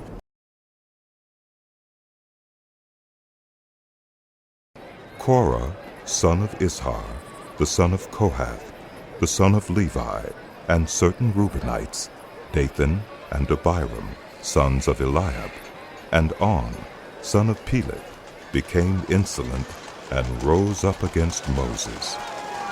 With them were 250 Israelite men, well-known community leaders who had been appointed members of the council. They came as a group to oppose Moses and Aaron, and said to them, "You have gone too far. The whole community is holy, every one of them, and the Lord is with them. Why then do you set yourselves above the Lord's assembly?" When Moses heard this, he fell face down. Then he said to Korah and all his followers, "In the morning the Lord will show who belongs to him and who is holy, and he will have that person come near him. The one he chooses he will cause to come near him. You, Korah, and all your followers are to do this. Take censers and tomorrow put burning coals and incense in them before the Lord. The man the Lord chooses will be the one who is holy. You Levites have gone too far." Moses also said to Korah, "Now listen, you Levites. Isn't it enough for you that the God of Israel has separated you from the rest of the Israelite community and brought you near himself to do the work at the Lord's tabernacle and to stand before the community and minister to them?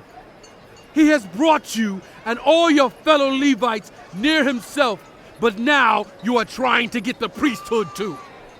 It is against the Lord that you and all your followers have banded together. Who is Aaron that you should grumble against him? Then Moses summoned Dathan and Abiram, the sons of Eliab. But they said, "We will not come. Isn't it enough that you have brought us up out of a land flowing with milk and honey to kill us in the wilderness, and now you also want to lord it over us? Moreover, you haven't brought us into a land flowing with milk and honey, or given us an inheritance of fields and vineyards. Do you want to treat these men like slaves? No, we will not come." Then Moses became very angry and said to the Lord, "Do not accept their offering. I have not taken so much as a donkey from them, nor have I wronged any of them." Moses said to Korah, "You and all your followers are to appear before the Lord tomorrow. You and they and Aaron. Each one is to take his censer and put incense in it. 250 censers in all, and present it before the Lord. You and Aaron are to present your censers also." So each one took his censer, put burning coals and incense in it, and stood with Moses and Aaron at the entrance to the tent of meeting. When Korah had gathered all his followers in opposition to them at the entrance to the tent of meeting, the glory of the Lord appeared to the entire assembly. The Lord said to Moses and Aaron, "Separate yourselves from this assembly, so I can put an end to them at once."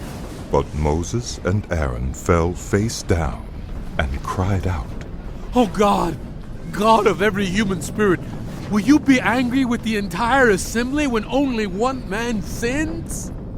Then the Lord said to Moses, "Say to the assembly, move away from the tents of Korah, Dathan, and Abiram." Moses got up and went to Dathan and Abiram, and the elders of Israel followed him.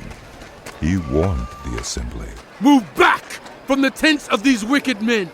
Do not touch anything belonging to them, or you will be swept away because of all their sins." So they moved away from the tents of Korah, Dathan, and Abiram.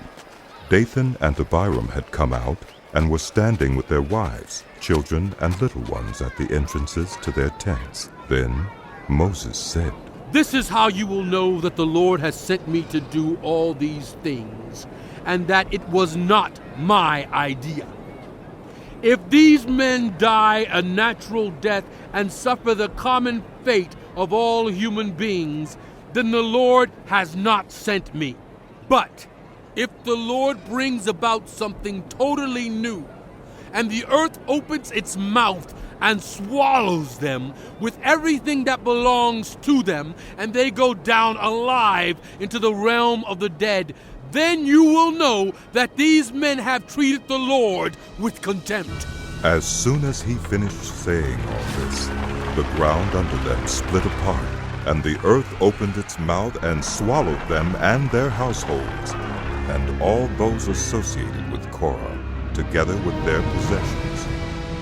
They went down alive into the realm of the dead with everything they owned.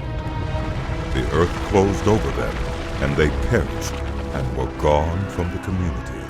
At their cries, all the Israelites around them fled, shouting, "The earth is going to swallow us too!" And fire came out from the Lord and consumed the 250 men who were offering the incense. The Lord said to Moses, "Tell Eleazar, son of Aaron, the priest, to remove the censers from the charred remains and scatter the coals some distance away, for the censers are holy, the censers of the men who sinned at the cost of their lives. Hammer the censers into sheets to overlay the altar, for they were presented before the Lord and have become holy. Let them be a sign to the Israelites." So Eleazar the priest collected the bronze censers brought by those who had been burned to death, and he had them hammered out to overlay the altar, as the Lord directed him through Moses. This was to remind the Israelites that no one except a descendant of Aaron should come to burn incense before the Lord, or he would become like Korah and his followers. The next day, the whole Israelite community grumbled against Moses and Aaron. You have killed the Lord's people, they said. But when the assembly gathered in opposition to Moses and Aaron and turned toward the tent of meeting, suddenly the cloud covered it, and the glory of the Lord appeared. Then Moses and Aaron went to the front of the tent of meeting, and the Lord said to Moses, "Get away from this assembly, so I can put an end to them at once." And they fell face down. Then Moses said to Aaron, "Take your censer and put incense in it along with burning coals from the altar, and hurry to the assembly to make atonement for them. Wrath has come out from the Lord. The plague has started." So Aaron did as Moses said, and ran into the midst of the assembly. The plague had already started among the people, but Aaron offered the incense and made atonement for them. He stood between the living and the dead, and the plague stopped. But 14,700 people died from the plague, in addition to those who had died because of Korah. Then Aaron returned to Moses at the entrance to the tent of meeting. The Lord said to Moses, "Speak to the Israelites and get 12 staffs from them, one from the leader of each of their ancestral tribes. Write the name of each man on his staff. On the staff of Levi, write Aaron's name, for there must be one staff for the head of each ancestral tribe. Place them in the tent of meeting in front of the Ark of the Covenant law, where I meet with you. The staff belonging to the man I choose will sprout, and I will rid myself of this constant grumbling against you by the Israelites." So Moses spoke to the Israelites, and their leaders gave him 12 staffs, one for the leaders of each of their ancestral tribes, and Aaron's staff was among them. Moses placed the staffs before the Lord in the tent of the covenant law.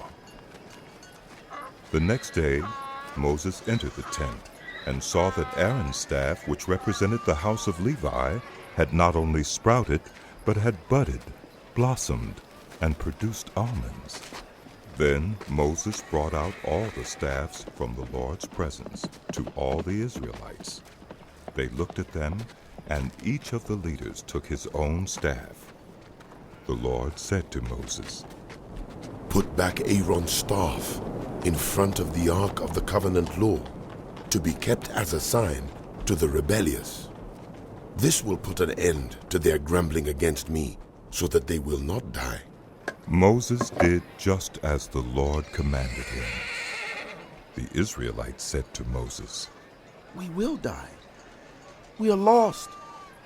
We are all lost. Anyone who even comes near the tabernacle of the Lord." The Lord said to Aaron, "You, your sons, and your ancestral family are to bear the responsibility for offenses connected with the sanctuary. And you and your sons alone are to bear the responsibility for offenses connected with the priesthood. Bring your fellow Levites from your ancestral tribe to join you and assist you when you and your sons minister before the tent of the covenant law.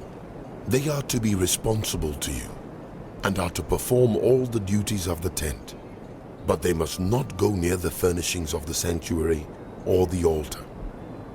Otherwise, both they and you will die.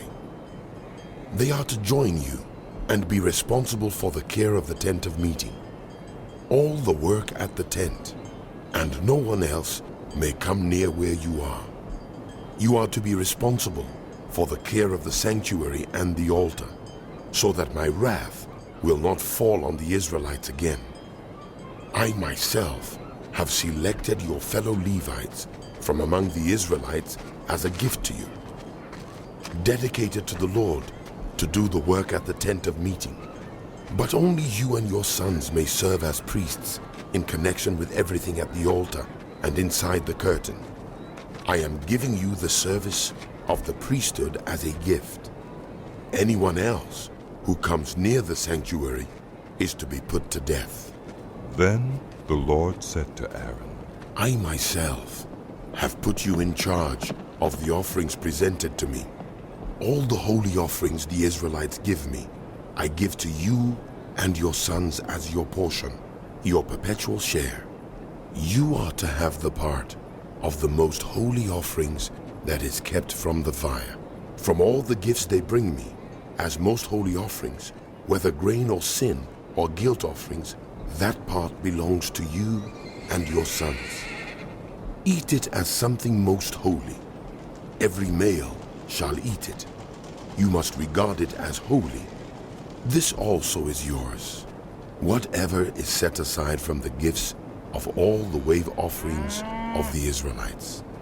I give this to you and your sons and daughters as your perpetual share. Everyone in your household who is ceremonially clean may eat it.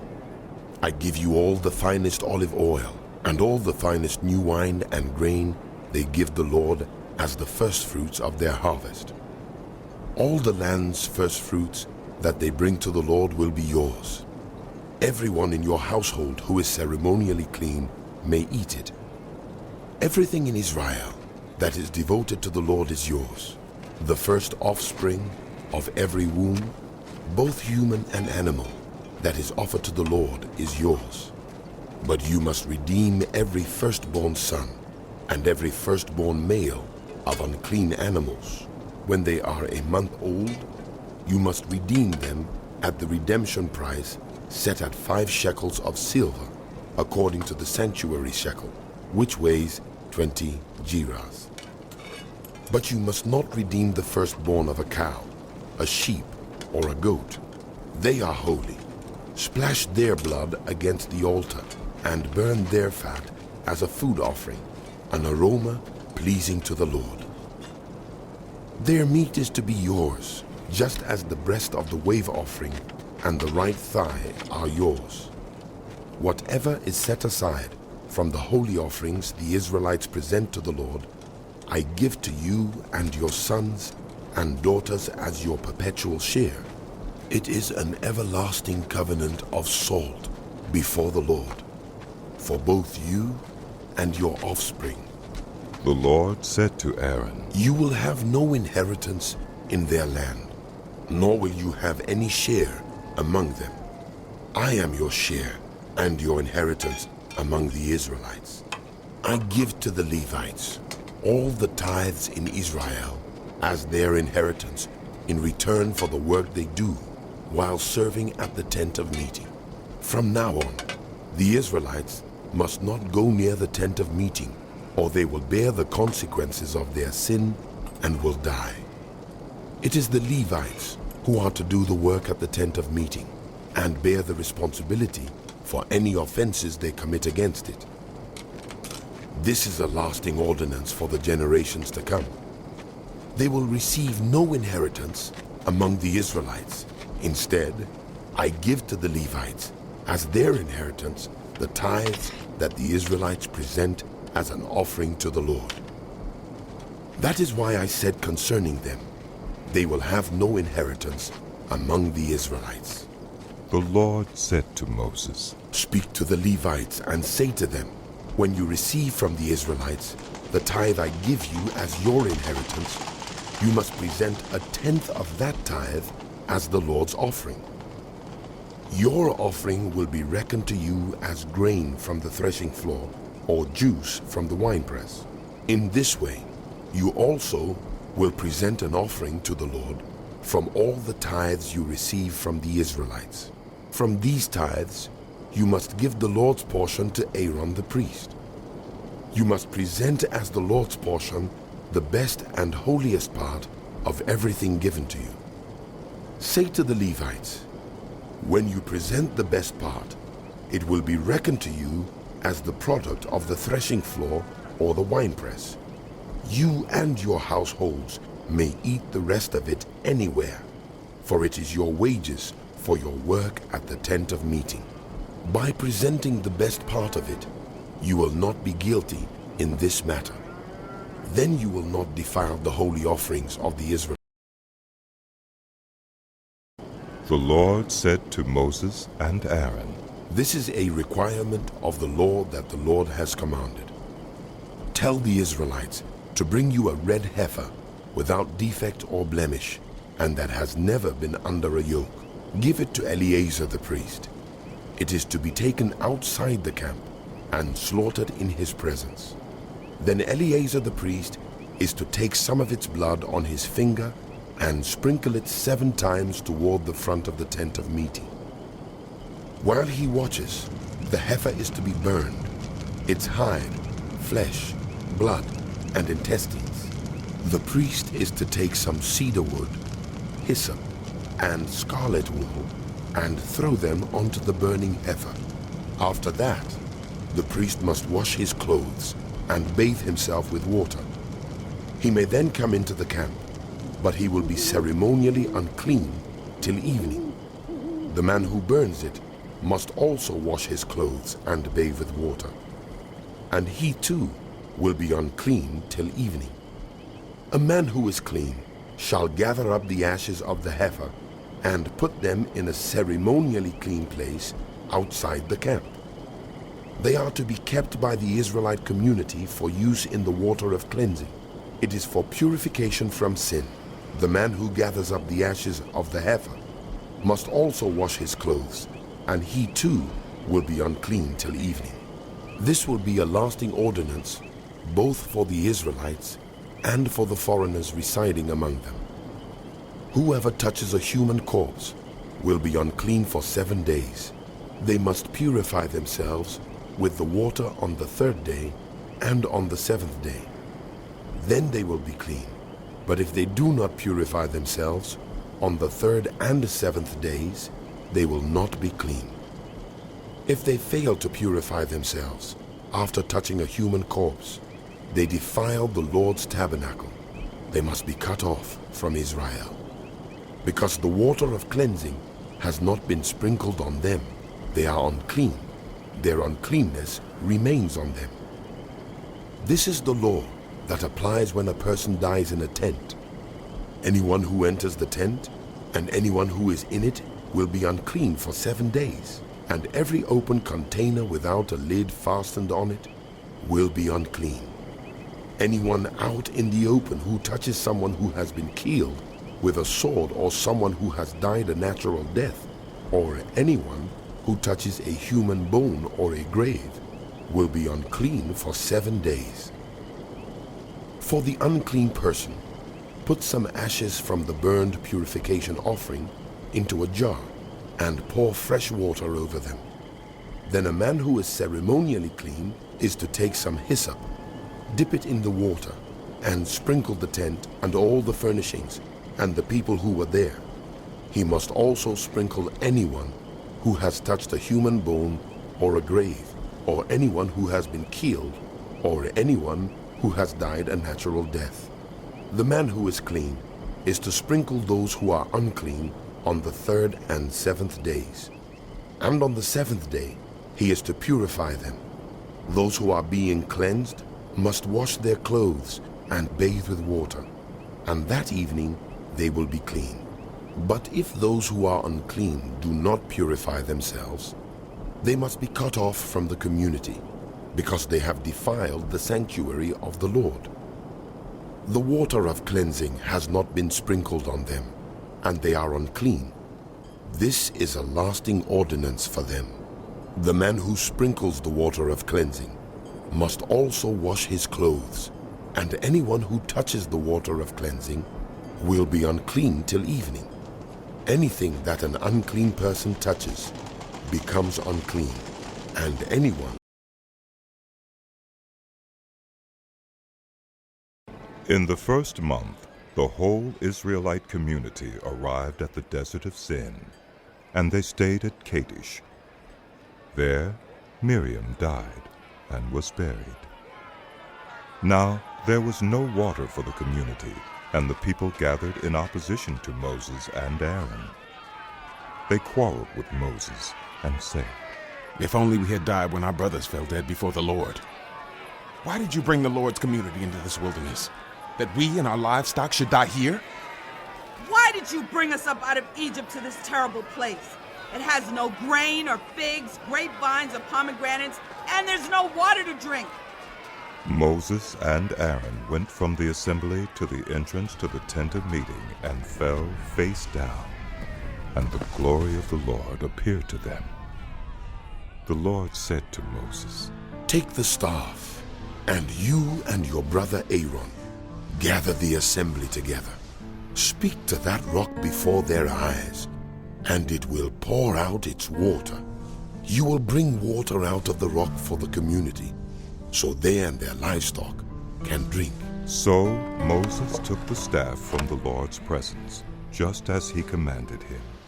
He and Aaron gathered the assembly together in front of the rock, and Moses said to them, Listen, you rebels! Must we bring you water out of this rock? Then Moses raised his arm and struck the rock twice with his staff. Water gushed out, and the community and their livestock drank. But the Lord said to Moses and Aaron, "Because you did not trust in me enough to honor me as holy in the sight of the Israelites, you will not bring this community into the land I give them."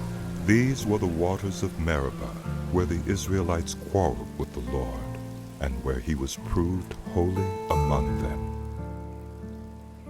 Moses sent messengers from Kadesh to the king of Edom, saying, "This is what your brother Israel says. You know about all the hardships that have come on us. Our ancestors went down into Egypt, and we lived there many years. The Egyptians mistreated us and our ancestors.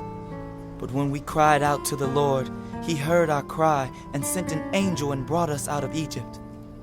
Now we are here at Kadesh, a town on the edge of your territory. Please let us pass through your country. We will not go through any field or vineyard or drink water from any well. We will travel along the king's highway and not turn to the right or to the left until we have passed through your territory." But Edom answered, "You may not pass through here. If you try, we will march out and attack you with the sword." The Israelites replied, "We will go along the main road, and if we or our livestock drink any of your water, we will pay for it. We only want to pass through on foot, nothing else." Again they answered, "You may not pass through." Then Edom came out against them with a large and powerful army. Since Edom refused to let them go through their territory, Israel turned away from them. The whole Israelite community set out from Kadesh and came to Mount Hor. At Mount Hor, near the border of Edom, the Lord said to Moses and Aaron, "Aaron will be gathered to his people. He will not enter the land I give the Israelites, because both of you rebelled against my command at the waters of Meribah. Get Aaron and his son Eleazar, and take them up Mount Hor. Remove Aaron's garments, and put them on his son Eleazar, for Aaron will be gathered to his people. He will die there." Moses did as the Lord commanded. They went up Mount Hor in the sight of the whole community.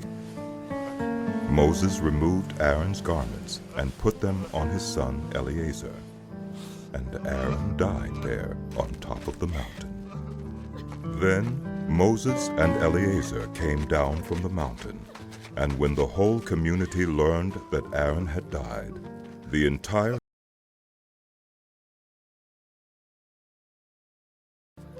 When the Canaanite king of Arad, who lived in the Negev, heard that Israel was coming along the road to Atharim, he attacked the Israelites and captured some of them. Then Israel made this vow to the Lord: "If you will deliver these people into our hands, we will totally destroy their cities." The Lord listened to Israel's plea and gave the Canaanites over to them. They completely destroyed them and their towns, so the place was named Hormah. They traveled from Mount Hor along the route to the Red Sea to go around Edom. But the people grew impatient on the way. They spoke against God and against Moses and said, Why have you brought us up out of Egypt to die in the wilderness? There is no bread, there is no water, and we detest this miserable food. Then the Lord sent venomous snakes among them. They bit the people, and many Israelites died. The people came to Moses and said, We sinned when we spoke against the Lord and against you. Pray that the Lord will take the snakes away from us. So Moses prayed for the people. The Lord said to Moses, Make a snake and put it up on the pole. Anyone who is bitten can look at it and live. So Moses made a bronze snake and put it up on a pole. Then, when anyone was bitten by a snake and looked at the bronze snake, they lived. The Israelites moved on and camped at Oboth. Then they set out from Oboth and camped in Abarim in the wilderness that faces Moab toward the sunrise. From there they moved on and camped in the Sirat Valley. They set out from there and camped alongside the Arnon, which is in the wilderness extending into Amorite territory. The Arnon is the border of Moab, between Moab and the Amorites. That is why the book of the wars of the Lord says, Zahab and Suphah and the ravines, the Arnon and the slopes of the ravines that lead to the settlement of Ar and lie along the border of Moab. From there they continued on to Beor, the well where the Lord said to Moses, Gather the people together, and I will give them water. Then Israel sang this song. Spring up, O well. Sing about it, about the well that the princes dug, that the nobles of the people sank, the nobles with scepters and staffs. Then they went from the wilderness to Mattanah, from Mattanah to Nahaliel, from Nahaliel to Bamoth, and from Bamoth to the valley in Moab, where the top of Pisgah overlooks the wasteland. Israel sent messengers to say to Sihon, king of the Amorites, Let us pass through your country. We will not turn aside into any field or vineyard, or drink water from any well. We will travel along the king's highway until we have passed through your territory. But Sihon would not let Israel pass through his territory. He mustered his entire army and marched out into the wilderness against Israel. When he reached Jahaz, he fought with Israel. Israel, however, put him to the sword and took over his land from the Arnon to the Jabbok, but only as far as the Ammonites, because their border was fortified. Israel captured all the cities of the Amorites and occupied them, including Heshbon and all its surrounding settlements. Heshbon was the city of Sihon, king of the Amorites, who had fought against the former king of Moab, and had taken from him all his land, as far as the Arnon. That is why the poets say, Come to Heshbon, and let it be rebuilt. Let Sihon's city be restored. Fire went out from Heshbon, a blaze from the city of Sihon. It consumed Ar of Moab, the citizens of Arnon's heights. Woe to you, Moab! You are destroyed, people of Chemosh. He has given up his sons as fugitives and his daughters as captives to Sihon, king of the Amorites. But we have overthrown them. Heshbon's dominion has been destroyed all the way to Dibon. We have demolished them as far as Nophah, which extends to Medeba. So Israel settled in the land of the Amorites. After Moses had sent spies to Jazer, the Israelites captured its surrounding settlements and drove out the Amorites who were there.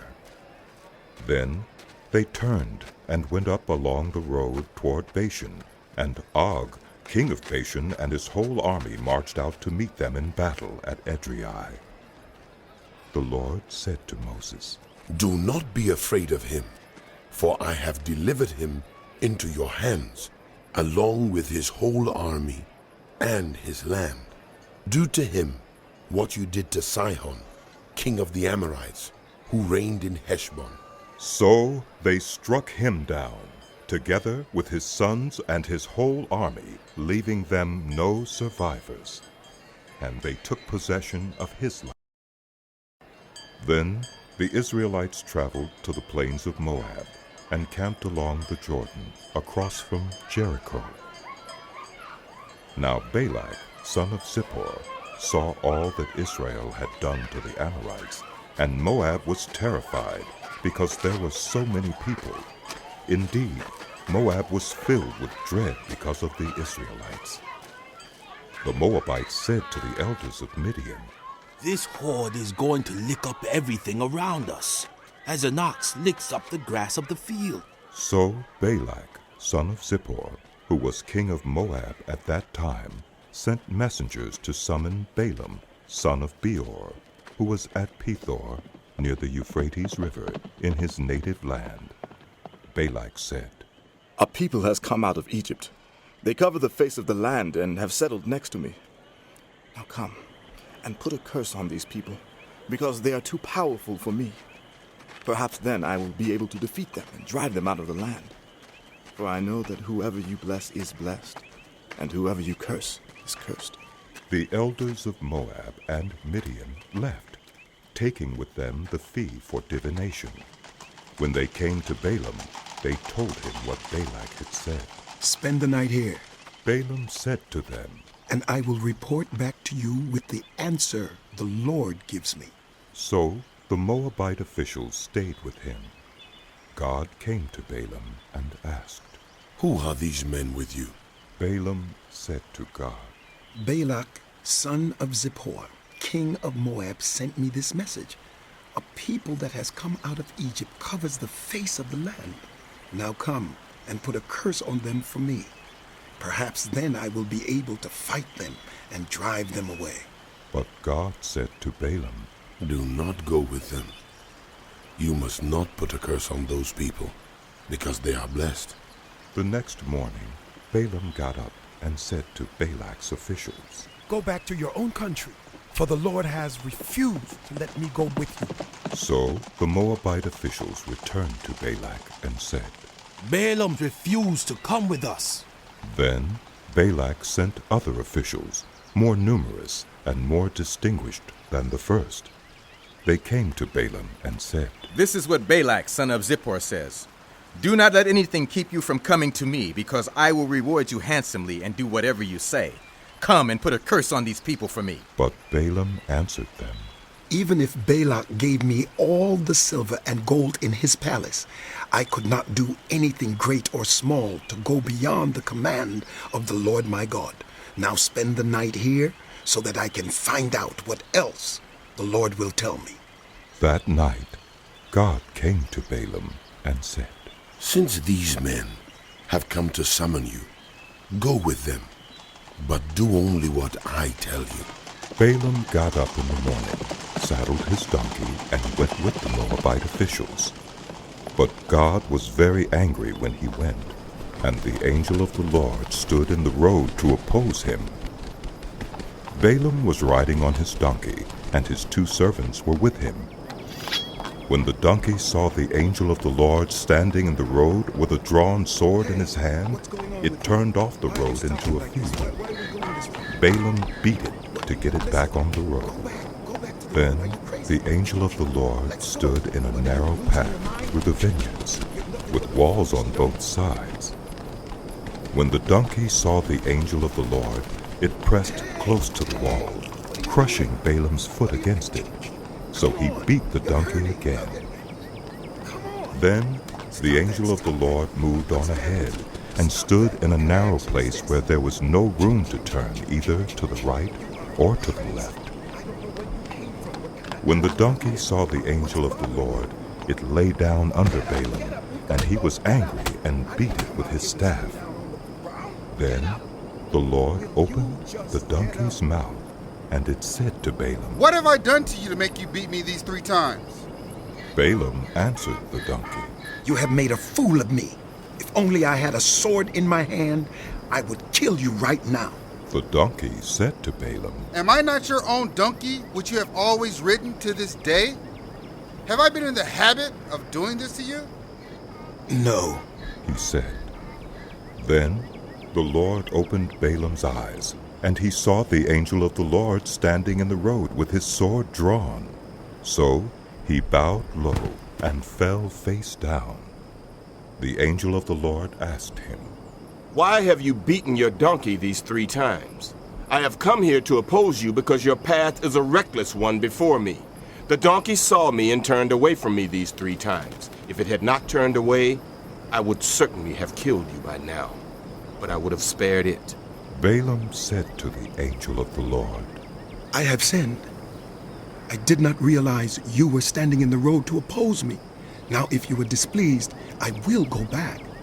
The angel of the Lord said to Balaam, "Go with the men, but speak only what I tell you." So Balaam went with Balak's officials.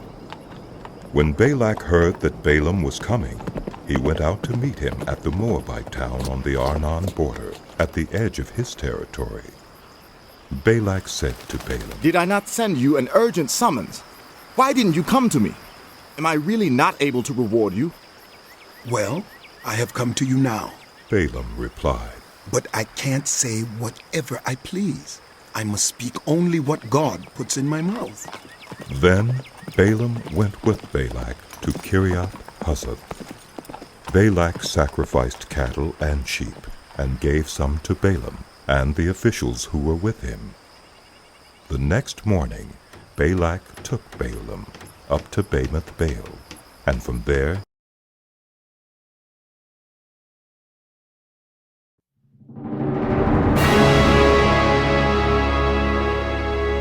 the book of Numbers continued. Balaam said, "Build me 7 altars here, and prepare 7 bulls and 7 rams for me." Balak did as Balaam said, and the 2 of them offered a bull and a ram on each altar. Then Balaam said to Balak, "Stay here beside your offering while I go aside. Perhaps the Lord will come to meet with me. Whatever he reveals to me, I will tell you." Then he went off to a barren height. God met with him, and Balaam said, "I have prepared 7 altars, and on each altar I have offered a bull and a ram." The Lord put a word in Balaam's mouth and said, "Go back to Balak and give him this word." So he went back to him and found him standing beside his offering with all the Moabite officials. Then Balaam spoke his message. "Balak brought me from Aram, the king of Moab from the eastern mountains. Come, he said, curse Jacob for me. Come, denounce Israel. How can I curse those whom God has not cursed? How can I denounce those whom the Lord has not denounced? From the rocky peaks I see them, from the heights I view them. I see a people who live apart and do not consider themselves one of the nations. Who can count the dust of Jacob or number the 4th part of Israel? Let me die the death of the righteous, and may my final end be like theirs." Balak said to Balaam, "What have you done to me? I brought you to curse my enemies, but you have done nothing but bless them." He answered, "Must I not speak what the Lord puts in my mouth?" Then Balak said to him, "Come with me to another place where you can see them. You will not see them all, but only the outskirts of their camp. And from there, curse them for me." So he took him to the field of Zophim on top of Pisgah, and there he built 7 altars and offered a bull and a ram on each altar. Balaam said to Balak, "Stay here beside your offering while I meet with him over there." The Lord met with Balaam and put a word in his mouth and said, "Go back to Balak and give him this word." So he went to him and found him standing beside his offering with the Moabite officials. Balak asked him, "What did the Lord say?" Then he spoke his message. "Arise, Balak, and listen. Hear me, son of Zippor. God is not a human, that he should lie, not a human being, that he should change his mind. Does he speak and then not act? Does he promise and not fulfill? I have received a command to bless. He has blessed, and I cannot change it. No misfortune is seen in Jacob, no misery observed in Israel. The Lord their God is with them, the shout of the king is among them. God brought them out of Egypt. They have the strength of a wild ox. There is no divination against Jacob, no evil omens against Israel. It will now be said of Jacob and of Israel, see what God has done. The people rise like a lioness. They rouse themselves like a lion that does not rest till it devours its prey and drinks the blood of its victims. Then Balak said to Balaam, Neither curse them at all, nor bless them at all. Balaam answered, Did I not tell you I must do whatever the Lord says? Then Balak said to Balaam, Come, let me take you to another place. Perhaps it will please God to let you curse them for me from there. And Balak took Balaam to the top of Peor, overlooking the wasteland. Balaam said, Build me 7 altars here and prepare 7 bulls and 7 rams for me. Balak did as Balaam had said, and offered a bull and a ram on each altar. Now when Balaam saw that it pleased the Lord to bless Israel, he did not resort to divination as at other times, but turned his face toward the wilderness. When Balaam looked out and saw Israel encamped tribe by tribe, the Spirit of God came on him, and he spoke his message. The prophecy of Balaam, son of Beor, the prophecy of one whose eye sees clearly, the prophecy of one who hears the words of God, who sees a vision from the Almighty, who falls prostrate, and whose eyes are open. How beautiful are your tents, Jacob, your dwelling places, Israel. Like valleys they spread out, like gardens beside a river, like aloes planted by the Lord, like cedars beside the waters. Water will flow from their buckets, their seed will have abundant water. Their king will be greater than Agag, their kingdom will be exalted. God brought them out of Egypt. They have the strength of a wild ox. They devour hostile nations and break their bones in pieces. With their arrows they pierce them. Like a lion they crouch and lie down. Like a lioness, who dares to rouse them? May those who bless you be blessed, and those who curse you be cursed. Then Balak's anger burned against Balaam. He struck his hands together and said to him, I summoned you to curse my enemies, but you have blessed them these 3 times. Now leave at once and go home. I said I would reward you handsomely, but the Lord has kept you from being rewarded. Balaam answered Balak, Did I not tell the messengers you sent me? Even if Balak gave me all the silver and gold in his palace, I could not do anything of my own accord, good or bad, to go beyond the command of the Lord. And I must say only what the Lord says. Now I am going back to my people, but come, let me warn you of what this people will do to your people in days to come. Then he spoke his message. The prophecy of Balaam, son of Beor, the prophecy of one whose eye sees clearly, the prophecy of one who hears the words of God, who has knowledge from the Most High, who sees a vision from the Almighty, who falls prostrate, and whose eyes are open. I see him, but not now. I behold him, but not near. A star will come out of Jacob. A scepter will rise out of Israel. He will crush the foreheads of Moab, the skulls of all the people of Sheth. Edom will be conquered. Seir, his enemy, will be conquered. But Israel will grow strong. A ruler will come out of Jacob and destroy the survivors of the city. Then Balaam saw Amalek and spoke his message. Amalek was first among the nations, but they will come to ruin at last. Then he saw the Kenites and spoke his message. Your dwelling place is secure. Your nest is set in a rock. Yet you Kenites will be destroyed when Asher takes you captive. Then he spoke his message. Who can live when God does this? Ships will come from the shores of Cyprus. They will subdue Asher and Eber, but they too will come to ruin. Then Balaam got up and returned home, and Balak went his own. While Israel was staying in Shittim, the men began to indulge in sexual immorality with Moabite women, who invited them to the sacrifices to their gods. The people ate the sacrificial meal and bowed down before these gods. So Israel yoked themselves to the Baal of Peor, and the Lord's anger burned against them.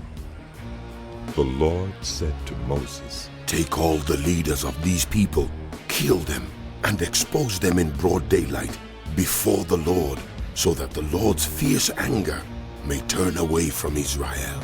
So Moses said to Israel's judges, "Each of you must put to death those of your people who have yoked themselves to the Baal of Peor."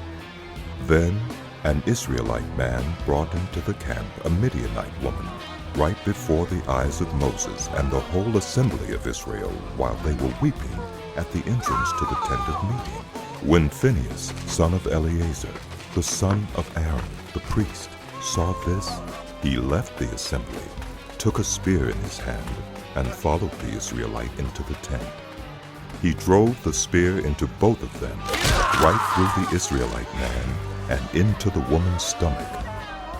Then the plague against the Israelites was stopped, but those who died in the plague numbered 24,000.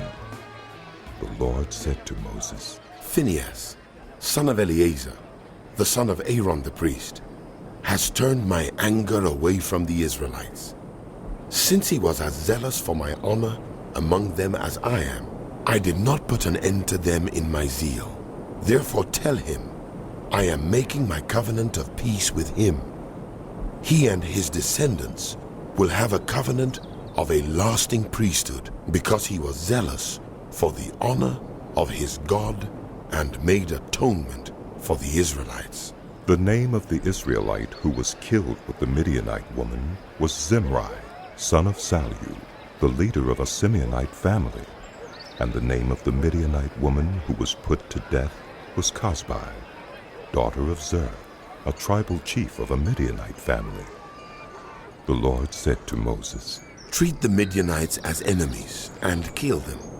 They treated you as enemies when they deceived you in the Peor incident involving their sister Cosbi, the daughter of a Midianite leader, the woman." After the plague, the Lord said to Moses and Eleazar, son of Aaron, the priest, "Take a census of the whole Israelite community by families, all those 20 years old or more who are able to serve in the army of Israel." So on the plains of Moab, by the Jordan, across from Jericho, Moses and Eleazar the priest spoke with them and said, "Take a census of the men 20 years old or more, as the Lord commanded Moses." These were the Israelites who came out of Egypt. The descendants of Reuben, the firstborn son of Israel, were through Hanok, the Hanokite clan, through Palu, the Paluite clan, through Hezron, the Hezronite clan, through Carmi, the Carmite clan. These were the clans of Reuben. Those numbered were 43,730. The son of Palu was Eliab, and the sons of Eliab were Nemuel, Dathan, and Abiram. The same Dathan and Abiram were the community officials who rebelled against Moses and Aaron, and were among Korah's followers when they rebelled against the Lord. The earth opened its mouth and swallowed them along with Korah, whose followers died when the fire devoured the 250 men. And they served as a warning sign. The line of Korah, however, did not die out. The descendants of Simeon by their clans were through Nemuel, the Nemuelite clan, through Jamin, the Jaminite clan, through Jachin, the Jachinite clan, through Zerah, the Zerahite clan, through Shaul, the Shaulite clan, These were the clans of Simeon. Those numbered were 22,200. The descendants of Gad by their clans were, through Zephon, the Zephonite clan; through Haggi, the Haggite clan; through Shunai, the Shunite clan; through Ozni, the Oznite clan; through Eri, the Erite clan; through Arudai, the Arudite clan; through Areli, the Arelite clan. These were the clans of Gad. Those numbered were 40,500. And Onan were sons of Judah, but they died in Canaan. The descendants of Judah by their clans were, through Shelah, the Shelahite clan; through Perez, the Perezite clan; through Zerah, the Zerahite clan. The descendants of Perez were, through Hezron, the Hezronite clan; through Hamuel, the Hamulite clan. These were the clans of Judah. Those numbered were 76,500. The descendants of Issachar by their clans were, through Tola, the Tolaite clan; through Pua, the Puite clan; through Jashub, the Jashabite clan; through Shimron, the Shimronite clan. These were the clans of Issachar. Those numbered were 64,300. The descendants of Zebulun by their clans were, through Sirid, the Siridite clan; through Elon, the Elonite clan; through Jaleel, the Jaleelite clan. These were the clans of Zebulun. Those numbered were 60,500. The descendants of Joseph by their clans, through Manasseh and Ephraim, were, the descendants of Manasseh through Machir, the Machirite clan. Machir was the father of Gilead; through Gilead, the Gileadite clan. These were the descendants of Gilead, through Iezer, the Iezerite clan; through Helik, the Helikite clan; through Asriel, the Asrielite clan; through Shechem, the Shechemite clan; through Shemida, the Shemidaite clan; through Hepher, the Hepherite clan. Zelophehad, son of Hepher, had no sons. He had only daughters, whose names were Mahlah, Noah, Hagla, Milcah, and Tirzah. These were the clans of Manasseh. Those numbered were 52,700. These were the descendants of Ephraim by their clans, through Shuthelah, the Shuthelahite clan; through Becher, the Becherite clan; through Tahan, the Tahanite clan. These were the descendants of Shuthelah through Iran, the Iranite clan. These were the clans of Ephraim. Those numbered were 32,500. These were the descendants of Joseph by their clans. The descendants of Benjamin by their clans were, through Bela, the Belite clan; through Ashbel, the Ashbelite clan; through Ahiram, the Ahiramite clan; through Shupham, the Shuphamite clan; through Hupham, the Huphamite clan. The descendants of Bela through Ard and Naaman were, through Ard, the Ardite clan; through Naaman, the Naamite clan. These were the clans of Benjamin. Those numbered were 45,600. These were the descendants of Dan by their clans, through Shuham, the Shuhamite clan. These were the clans of Dan. All of them were Shuhamite clans, and those numbered were 64,400.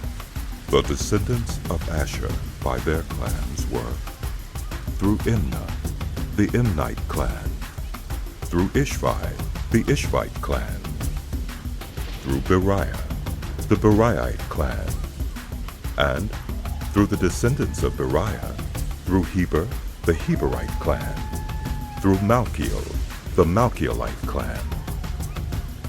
Asher had a daughter named Serah. These were the clans of Asher. Those numbered were 53,400. The descendants of Naphtali by their clans were through Jaziel, the Jazielite clan, through Guni, the Gunite clan, through Jezer, the Jezerite clan, through Shillem, the Shillemite clan. These were the clans of Naphtali.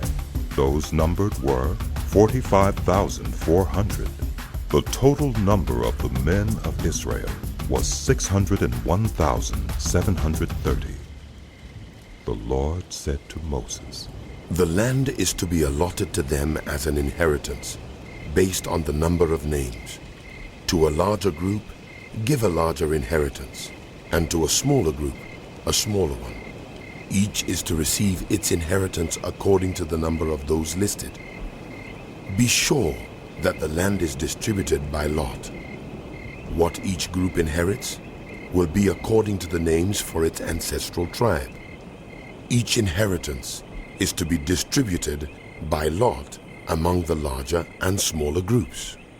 These were the Levites who were counted by their clans. Through Gershon, the Gershonite clan. Through Kohath, the Kohathite clan. Through Merari, the Merarite clan. These also were Levite clans. The Libnite clan, the Hebronite clan, the Malite clan, the Mushite clan, the Korahite clan. Kohath was the forefather of Amram. The name of Amram's wife was Jochebed, a descendant of Levi, who was born to the Levites in Egypt. To Amram she bore Aaron, Moses, and their sister Miriam. Aaron was the father of Nadab and Abihu, Eleazar, and Ithamar. But Nadab and Abihu died when they made an offering before the Lord with unauthorized fire.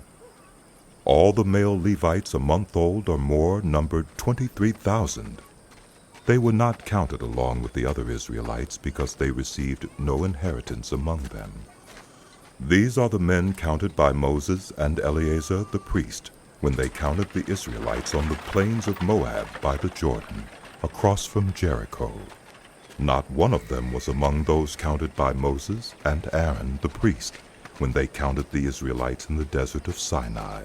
For the Lord had told those Israelites they would surely die in the wilderness, and not one of them was left except Caleb, son of Jephunneh, and Joshua, son of Nun. The daughters of Zelophehad, son of Hepher, the son of Gilead, the son of Machir, the son of Manasseh, belonged to the clans of Manasseh, son of Joseph. The names of the daughters were Mahlah, Noah, Hoglah, Milcah, and Tirzah. They came forward and stood before Moses, Eleazar the priest, the leaders, and the whole assembly at the entrance to the tent of meeting, and said, Our father died in the wilderness. He was not among Korah's followers who banded together against the Lord, but he died for his own sin and left no sons. Why should our father's name disappear from his clan because he had no son? Give us property among our father's relatives. So Moses brought their case before the Lord, and the Lord said to him, "What Zelophehad's daughters are saying is right. You must certainly give them property as an inheritance among their father's relatives, and give their father's inheritance to them. Say to the Israelites, if a man dies and leaves no son, give his inheritance to his daughter. If he has no daughter, give his inheritance to his brothers. If he has no brothers, give his inheritance to his father's brothers. If his father had no brothers, give his inheritance to the nearest relative in his clan, that he may possess it. This is to have the force of law for the Israelites, as the Lord commanded Moses.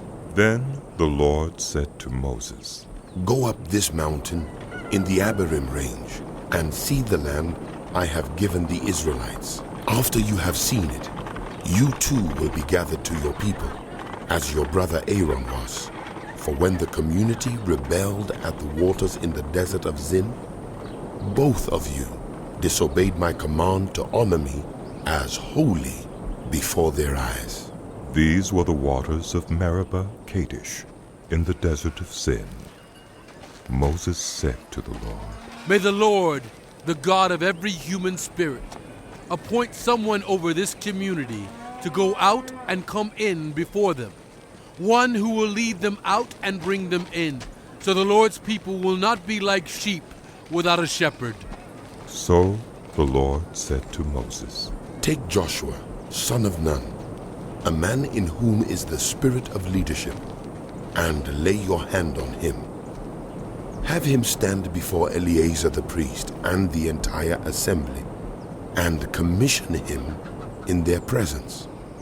Give him some of your authority, so the whole Israelite community will obey him. He is to stand before Eleazar the priest, who will obtain decisions for him by inquiring of the Urim before the Lord. At his command, he and the entire community of the Israelites will go out, and at his command they will come in. Moses did as the Lord commanded him. He took Joshua and had him stand before Eleazar the priest and the whole assembly. Then he laid his hands on him and commissioned him as the Lord said to Moses, Give this command to the Israelites, and say to them, Make sure that you present to me at the appointed time my food offerings as an aroma pleasing to me. Say to them, This is the food offering you are to present to the Lord. 2 lambs a year old without defect, as a regular burnt offering each day. Offer 1 lamb in the morning and the other at twilight, together with a grain offering of 1/10 of an ephah of the finest flour mixed with 1/4 of a hin of oil from pressed olives. This is the regular burnt offering instituted at Mount Sinai as a pleasing aroma, a food offering presented to the Lord. The accompanying drink offering is to be 1/4 of a hin of fermented drink with each lamb. Pour out the drink offering to the Lord at the sanctuary. Offer the 2nd lamb at twilight, along with the same kind of grain offering and drink offering that you offer in the morning. This is a food offering, an aroma pleasing to the Lord. On the Sabbath day, make an offering of 2 lambs a year old without defect, together with its drink offering and a grain offering of 2/10 of an ephah of the finest flour mixed with olive oil. This is the burnt offering for every Sabbath, in addition to the regular burnt offering and its drink offering. On the 1st of every month, present to the Lord a burnt offering of 2 young bulls, 1 ram, and 7 male lambs a year old, all without defect. With each bull, there is to be a grain offering of 3/10 of an ephah of the finest flour mixed with oil. With the ram, a grain offering of 2/10 of an ephah of the finest flour mixed with oil, and with each lamb, a grain offering of 1/10 of an ephah of the finest flour mixed with oil. This is for a burnt offering, a pleasing aroma, a food offering presented to the Lord. With each bull, there is to be a drink offering of 1/2 a hin of wine.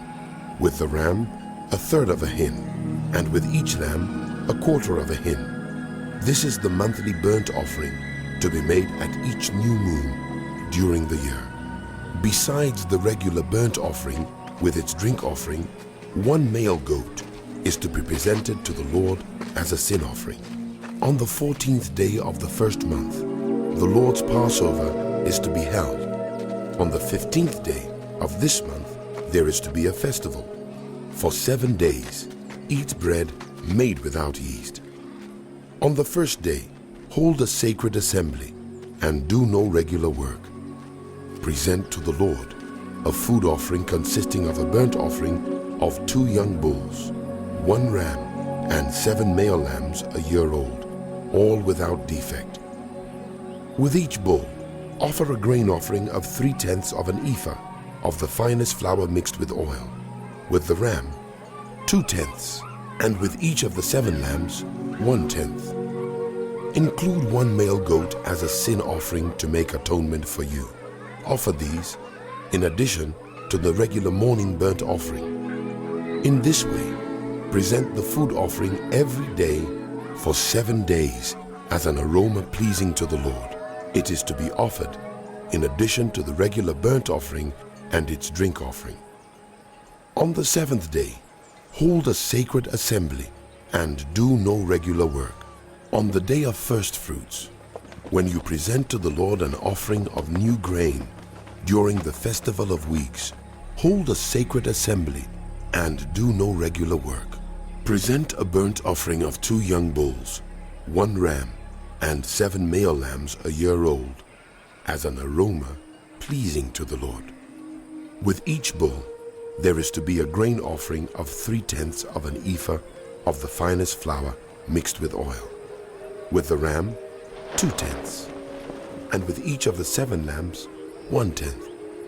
Include 1 male goat to make atonement for you. Offer these together with their drink offerings, in addition to the regular burnt offering and its grain offering. Be sure the animal. On the first day of the 7th month, hold a sacred assembly and do no regular work. It is a day for you to sound the trumpets. As an aroma pleasing to the Lord, offer a burnt offering of 1 young bull, 1 ram, and 7 male lambs a year old, all without defect. With the bull, offer a grain offering of 3/10 of an ephah of the finest flour mixed with olive oil. With the ram, 2/10, and with each of the 7 lambs, 1/10. Include 1 male goat as a sin offering to make atonement for you. These are in addition to the monthly and daily burnt offerings with their grain offerings and drink offerings as specified. They are food offerings presented to the Lord, a pleasing aroma. On the 10th day of this 7th month, hold a sacred assembly. You must deny yourselves and do no work. Present as an aroma pleasing to the Lord a burnt offering of 1 young bull, 1 ram, and 7 male lambs a year old, all without defect. With the bull, offer a grain offering of 3/10 of an ephah of the finest flour mixed with olive oil. With the ram, 2/10, and with each of the 7 lambs, 1/10. Include 1 male goat as a sin offering, in addition to the sin offering for atonement and the regular burnt offering with its grain offering and their drink offerings. On the 15th day of the 7th month, hold a sacred assembly and do no regular work. Celebrate a festival to the Lord for 7 days. Present as an aroma pleasing to the Lord a food offering consisting of a burnt offering of 13 young bulls, 2 rams, and 14 male lambs a year old, all without defect. With each of the 13 bulls, offer a grain offering of 3/10 of an ephah of the finest flour mixed with olive oil. With each of the 2 rams, 2/10, and with each of the 14 lambs, 1/10. Include 1 male goat as a sin offering, in addition to the regular burnt offering with its grain offering and drink offering. On the 2nd day, offer 12 young bulls, 2 rams, and 14 male lambs a year old, all without defect. With the bulls, rams, and lambs, offer their grain offerings and drink offerings according to the number specified. Include 1 male goat as a sin offering, in addition to the regular burnt offering with its grain offering and their drink offerings. On the 3rd day, offer 11 bulls, 2 rams, and 14 male lambs a year old, all without defect. With the bulls, rams, and lambs, offer their grain offerings and drink offerings according to the number specified. Include 1 male goat as a sin offering, in addition to the regular burnt offering, with its grain offering and drink offering. On the 4th day, offer 10 bulls, 2 rams, and 14 male lambs a year old, all without defect. With the bulls, rams, and lambs, offer their grain offerings and drink offerings according to the number specified. Include 1 male goat as a sin offering in addition to the regular burnt offering with its grain offering and drink offering. On the 5th day, offer 9 bulls, 2 rams, and 14 male lambs a year old, all without defect. With the bulls, rams, and lambs, offer their grain offerings and drink offerings according to the number specified. Include 1 male goat as a sin offering, in addition to the regular burnt offering with its grain offering and drink offering. On the 6th day, offer 8 bulls, 2 rams, and 14 male lambs a year old, all without defect. With the bulls, rams, and lambs, offer their grain offerings and drink offerings according to the number specified. Include 1 male goat as a sin offering, in addition to the regular burnt offering with its grain offering and drink offering. On the 7th day, offer 7 bulls, 2 rams, and 14 male lambs a year old, all without defect. With the bulls, rams, and lambs, offer their grain offerings and drink offerings according to the number specified. Include 1 male goat as a sin offering, in addition to the regular burnt offering with its grain offering and drink offering. On the 8th day, hold a closing special assembly and do no regular work. Present as an aroma pleasing to the Lord a food offering consisting of a burnt offering of 1 bull, 1 ram, and 7 male lambs a year old, all without defect. With the bull, the ram, and the lambs, offer their grain offerings and drink offerings according to the number specified. Include 1 male goat as a sin offering, in addition to the regular burnt offering with its grain offering and drink offering. In addition to what you vow and your freewill offerings, offer these to the Lord at your appointed festivals. Your burnt offerings, grain offerings, drink offerings, and fellowship offerings. Moses told the Israelites all that Moses said to the heads of the tribes of Israel, "This is what the Lord commands. When a man makes a vow to the Lord, or takes an oath to obligate himself by a pledge, he must not break his word, but must do everything he said. When a young woman still living in her father's household makes a vow to the Lord or obligates herself by a pledge, and her father hears about her vow or pledge but says nothing to her, then all her vows and every pledge by which she obligated herself will stand. But if her father forbids her when he hears about it, none of her vows or the pledges by which she obligated herself will stand. The Lord will release her because her father has forbidden her. If she marries after she makes a vow, or after her lips utter a rash promise by which she obligates herself, and her husband hears about it but says nothing to her, then her vows or the pledges by which she obligated herself will stand. But if her husband forbids her when he hears about it, he nullifies the vow that obligates her or the rash promise by which she obligates herself, and the Lord will release her. Any vow or obligation taken by a widow or divorced woman will be binding on her.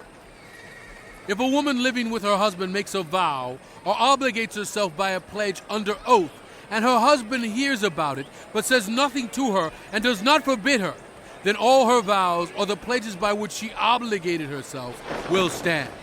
But if her husband nullifies them when he hears about them, then none of the vows or pledges that came from her lips will stand. Her husband has nullified them, and the Lord will release her.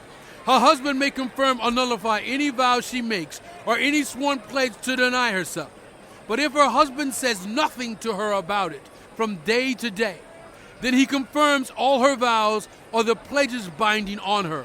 He confirms them by saying nothing to her when he hears about them. If, however, he nullifies them sometime after he hears about them, then he must bear the consequences of her wrongdoing. These are the regulations the Lord gave Moses concerning relationships between a man and his wife, and between a... The Lord said to Moses, "Take vengeance on the Midianites for the Israelites. After that, you will be gathered to your people." So Moses said to the people, Arm some of your men to go to war against the Midianites, so that they may carry out the Lord's vengeance on them. Send into battle 1,000 men from each of the tribes of Israel. So 12,000 men armed for battle, 1,000 from each tribe, were supplied from the clans of Israel. Moses sent them into battle, 1,000 from each tribe, along with Phinehas, son of Eleazar, the priest, who took with him articles from the sanctuary and the trumpets for signaling.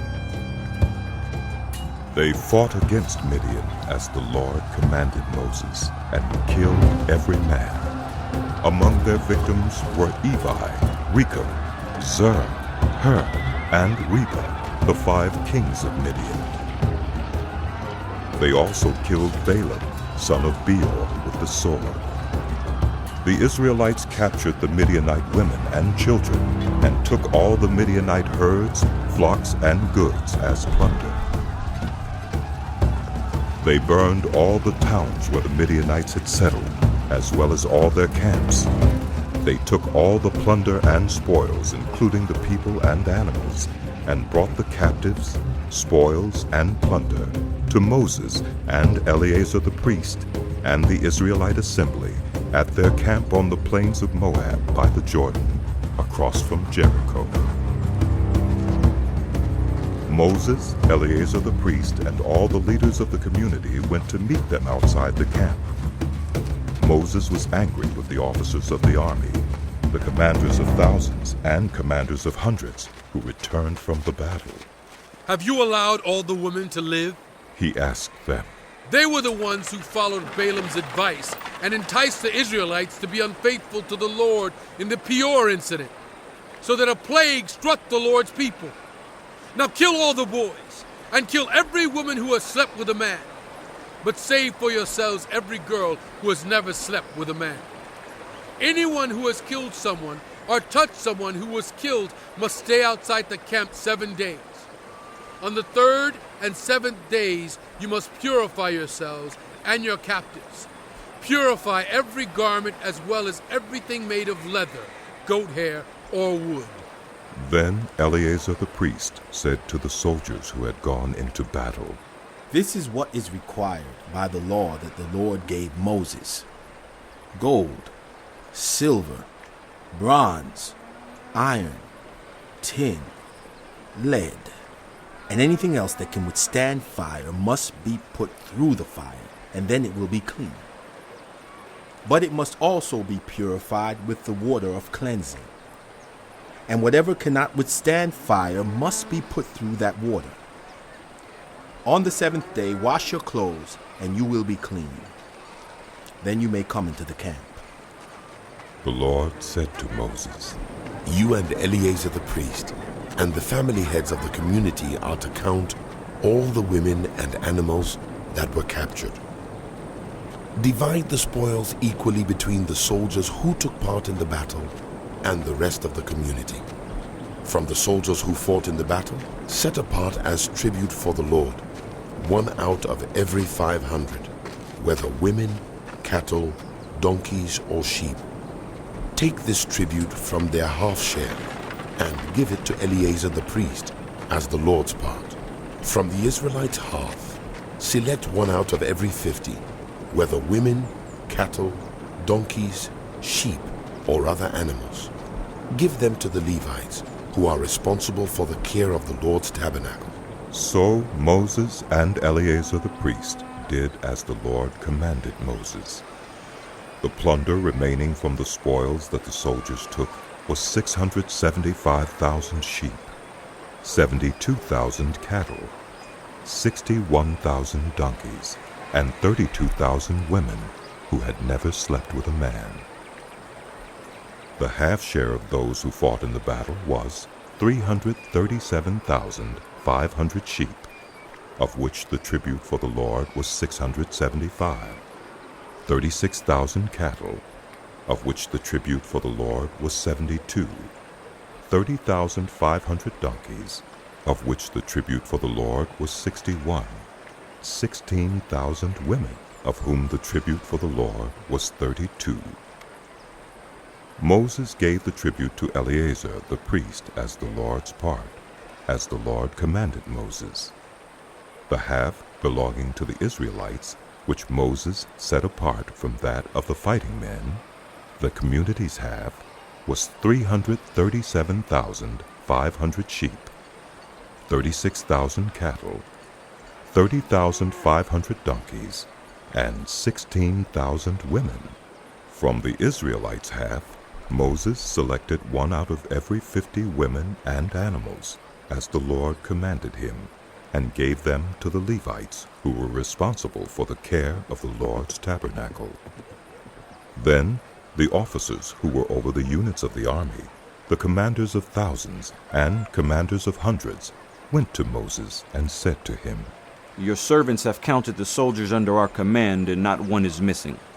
So we have brought as an offering to the Lord the gold articles each of us acquired: armlets, bracelets, signet rings, earrings, and necklaces, to make atonement for ourselves before the Lord." Moses and Eleazar the priest accepted from them the gold, all the crafted articles, all the gold from the commanders of thousands and commanders of hundreds that Moses and Eleazar presented as a gift to the Lord, weighed 16,750 shekels. Each soldier had taken plunder for himself. Moses and Eleazar the priest accepted the gold from the commanders of thousands and commanders of hundreds, and brought it into the tent of meeting as the Reubenites and Gadites, who had very large herds and flocks, saw that the lands of Jazer and Gilead were suitable for livestock. So they came to Moses and Eleazar the priest, and to the leaders of the community, and said, Adaroth, Dibon, Jazer, Nimrah, Heshbon, Elealeh, Sebam, Nebo, and beyond. The land the Lord subdued before the people of Israel are suitable for livestock, and your servants have livestock. If we have found favor in your eyes, let this land be given to your servants as our possession. Do not make us cross the Jordan. Moses said to the Gadites and Reubenites, "Should your own people go to war while you sit here? Why do you discourage the Israelites from crossing over into the land the Lord has given them? This is what your fathers did when I sent them from Kadesh Barnea to look over the land.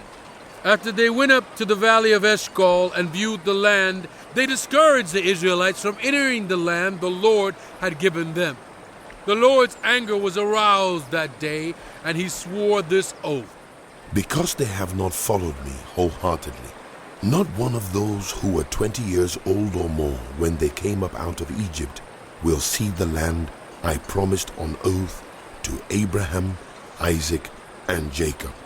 Not one, except Caleb, son of Jephunneh the Kenizzite, and Joshua, son of Nun, for they followed the Lord wholeheartedly. The Lord's anger burned against Israel, and he made them wander in the wilderness 40 years, until the whole generation of those who had done evil in his sight was gone. And here you are, a brood of sinners, standing in the place of your fathers and making the Lord even more angry with Israel. If you turn away from following him, he will again leave all this people in the wilderness, and you will be the cause of their destruction."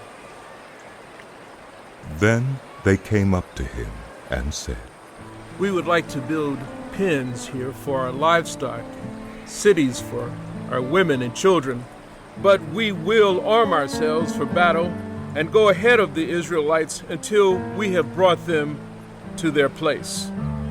Meanwhile, our women and children will live in fortified cities for protection from the inhabitants of the land. We will not return to our homes until all the Israelites have received their inheritance. We will not receive any inheritance with them on the other side of the Jordan, because our inheritance has come to us on the east side of the Jordan. Then Moses said to them, If you will do this, if you will arm yourselves before the Lord for battle, and if all of you who are armed cross over the Jordan before the Lord until he has driven his enemies out before him, then when the land is subdued before the Lord, you may return and be free from your obligation to the Lord and to Israel. And this land will be your possession before the Lord. But if you fail to do this, you will be sinning against the Lord, and you may be sure that your sin will find you out. Build cities for your women and children, and pens for your flocks, but do what you have promised. The Gadites and Reubenites said to Moses, We, your servants, will do as our Lord commands. Our children and wives, our flocks and herds will remain here in the cities of Gilead. But your servants, every man who is armed for battle, will cross over to fight before the Lord, just as our Lord says. Then Moses gave orders about them to Eleazar the priest and Joshua son of Nun, and to the family heads of the Israelite tribes. He said to them, If the Gadites and Reubenites, all those armed for battle, cross over the Jordan with you before the Lord, then when the land is subdued before you, you must give them the land of Gilead as their possession. But if they do not cross over with you armed, they must accept their possession with you in Canaan. The Gadites and Reubenites answered, Your servants will do what the Lord has said. We will cross over before the Lord into Canaan armed. But the property we inherit will be on this side of the Jordan. Then Moses gave to the Gadites, the Reubenites, and the half-tribe of Manasseh, son of Joseph, the kingdom of Sihon, king of the Amorites, and the kingdom of Og, king of Bashan, the whole land with its cities and the territory around them. The Gadites built up Dibon, Ataroth, Aurora, Atroth-Shophan, Jazer, Jokbahar, Beth-Nimrah, and Beth-Haran as fortified cities, and built pens for their flocks. And the Reubenites rebuilt Heshbon, Elealeh, and Kiriathaim, as well as Nebo and Baal-Meon. These names were changed, and Sibmah. They gave names to the cities they rebuilt. The descendants of Machir, son of Manasseh, went to Gilead, captured it, and drove out the Amorites who were there. So Moses gave Gilead to the Machirites, the descendants of Manasseh, and they settled there. Jair, a descendant of Manasseh, captured their settlements and called them Havoth-Jair, and Nobah captured Kenath and its surroundings. Here are the stages in the journey of the Israelites when they came out of Egypt by divisions under the leadership of Moses and Aaron. At the Lord's command, Moses recorded the stages in their journey. This is their journey by stages. The Israelites set out from Ramses on the 15th day of the first month, the day after the Passover. They marched out defiantly in full view of all the Egyptians who were burying all their firstborn, whom the Lord had struck down among them. For the Lord had brought judgment on their gods. The Israelites left Ramses and camped at Succoth. They left Succoth and camped at Etam on the edge of the desert. They left Etam, turned back to Pi-hahiroth, to the east of Baal-zephon, and camped near Migdol. They left Pi-hahiroth and passed through the sea into the desert. And when they had traveled for 3 days in the desert of Edom, they camped at Marah.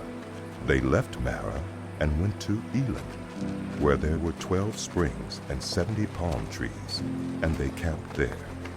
They left Elim and camped by the Red Sea. They left the Red Sea and camped in the desert of Sin. They left the desert of Sin and camped at Dophkah. They left Dophkah and camped at Elish. They left Elish and camped at Rephidim, where there was no water for the people to drink. They left Rephidim and camped in the desert of Sinai. They left the desert of Sinai and camped at Kibroth-hattaavah. They left Kibroth-hattaavah and camped at Huzirath. They left Huzirath and camped at Rithmah. They left Rithmah and camped at Rimmon-Perez. They left Rimmon-Perez and camped at Libnah. They left Libnah and camped at Rissah. They left Rissah and camped at Kehulatha. They left Kehulatha and camped at Mount Shephar. They left Mount Shephar and camped at Harada. They left Harada and camped at Machelath. They left Machelath and camped at Tahath. They left Tahath and camped at Terah. They left Terah and camped at Mithkah. They left Mithkah and camped at Hashmonah. They left Hashmonah and camped at Moserath. They left Moserath and camped at Bene-Jaokan. They left Bene-Jaokan and camped at Hor-Haggidgad. They left Hor-Haggidgad and camped at Jotbathah. They left Jotbathah and camped at Abronah. They left Abronah and camped at Ezion-Geber. They left Ezion-Geber and camped at Kadesh in the desert of Sin. They left Kadesh and camped at Mount Hor on the border of Edom. At the Lord's command, Aaron, the priest, went up Mount Hor, where he died on the first day of the 5th month of the 40th year after the Israelites came out of Egypt. Aaron was 123 years old when he died on Mount Hor. The Canaanite king of Arad, who lived in the Negev of Canaan, heard that the Israelites were coming. They left Mount Hor and camped at Zalmonah. They left Zalmonah and camped at Punon. They left Punon and camped at Obed. They left Obed and camped at Abarim on the border of Moab. They left Abarim and camped at Dibon-Gad. They left Dibon-Gad and camped at Almon-Diblathaim. They left Almon-Diblathaim and camped in the mountains of Abarim near Nebo. They left the mountains of Abarim and camped on the plains of Moab by the Jordan, across from Jericho. There on the plains of Moab they camped along the Jordan, from Beth-Jeshimoth to Abel-Shittim. On the plains of Moab by the Jordan, across from Jericho, the Lord said to Moses, "Speak to the Israelites and say to them, when you cross the Jordan into Canaan, drive out all the inhabitants of the land before you. Destroy all their carved images and their cast idols, and demolish all their high places. Take possession of the land and settle in it, for I have given you the land to possess. Distribute the land by lot, according to your clans. To a larger group, give a larger inheritance, and to a smaller group, a smaller one. Whatever falls to them by lot will be theirs. Distribute it according to your ancestral tribes. But if you do not drive out the inhabitants of the land, those you allow to remain, will become barbs in your eyes and thorns in your sides. They will give you trouble in the land where you will live, and then I will do to you what I plan to do to them.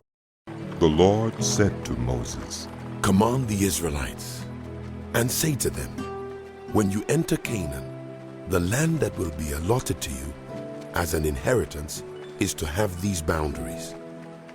Your southern side will include some of the desert of Zin along the border of Edom. Your southern boundary will start in the east from the southern end of the Dead Sea. Cross south of Scorpion Pass, continue on to Zin, and go south of Kadesh Barnea. Then it will go to Hazar Ada and over to Asmon, where it will turn, join the Wadi of Egypt, and end at the Mediterranean Sea. Your western boundary will be the coast of the Mediterranean Sea. This will be your boundary on the west. For your northern boundary, run a line from the Mediterranean Sea to Mount Hor, and from Mount Hor to Lebo Hamath. Then the boundary will go to Zedad, continue to Ziphron, and end at Hazar Enan. This will be your boundary on the north. For your eastern boundary, run a line from Hazar Enan to Shifam. The boundary will go down from Shifam to Riblah on the east side of Ain and continue along the slopes east of the Sea of Galilee. Then the boundary will go down along the Jordan and end at the Dead Sea. This will be your land with its boundaries on every side. Moses commanded the Israelites, Assign this land by lot as an inheritance. The Lord has ordered that it be given to the 9.5 tribes, because the families of the tribe of Reuben, the tribe of Gad, and the half-tribe of Manasseh have received their inheritance. These 2.5 tribes have received their inheritance east of the Jordan, across from Jericho, toward the sunrise. The Lord said to Moses, These are the names of the men who are to assign the land for you as an inheritance: Eleazar the priest, and Joshua son of Nun, and appoint one leader from each tribe to help assign the land. These are their names: Caleb, son of Jephunneh, from the tribe of Judah; Shemuel, son of Ammihud, from the tribe of Simeon; Elidad, son of Kislon, from the tribe of Benjamin; Bukki, son of Jogli, the leader from the tribe of Dan; Hananiel, son of Ephod, the leader from the tribe of Manasseh, son of Joseph; Kemuel, son of Shiftan, the leader from the tribe of Ephraim, son of Joseph; Elizaphan, son of Parnak, the leader from the tribe of Zebulun; Paltiel, son of Azan, the leader from the tribe of Issachar; Ahihud, son of Shelomith, the leader from the tribe of Asher; Pedahel, son of Ammihud, the leader from the tribe of Naphtali. These are the men the Lord commanded to assign the inheritance to the Israelites in the land of Canaan.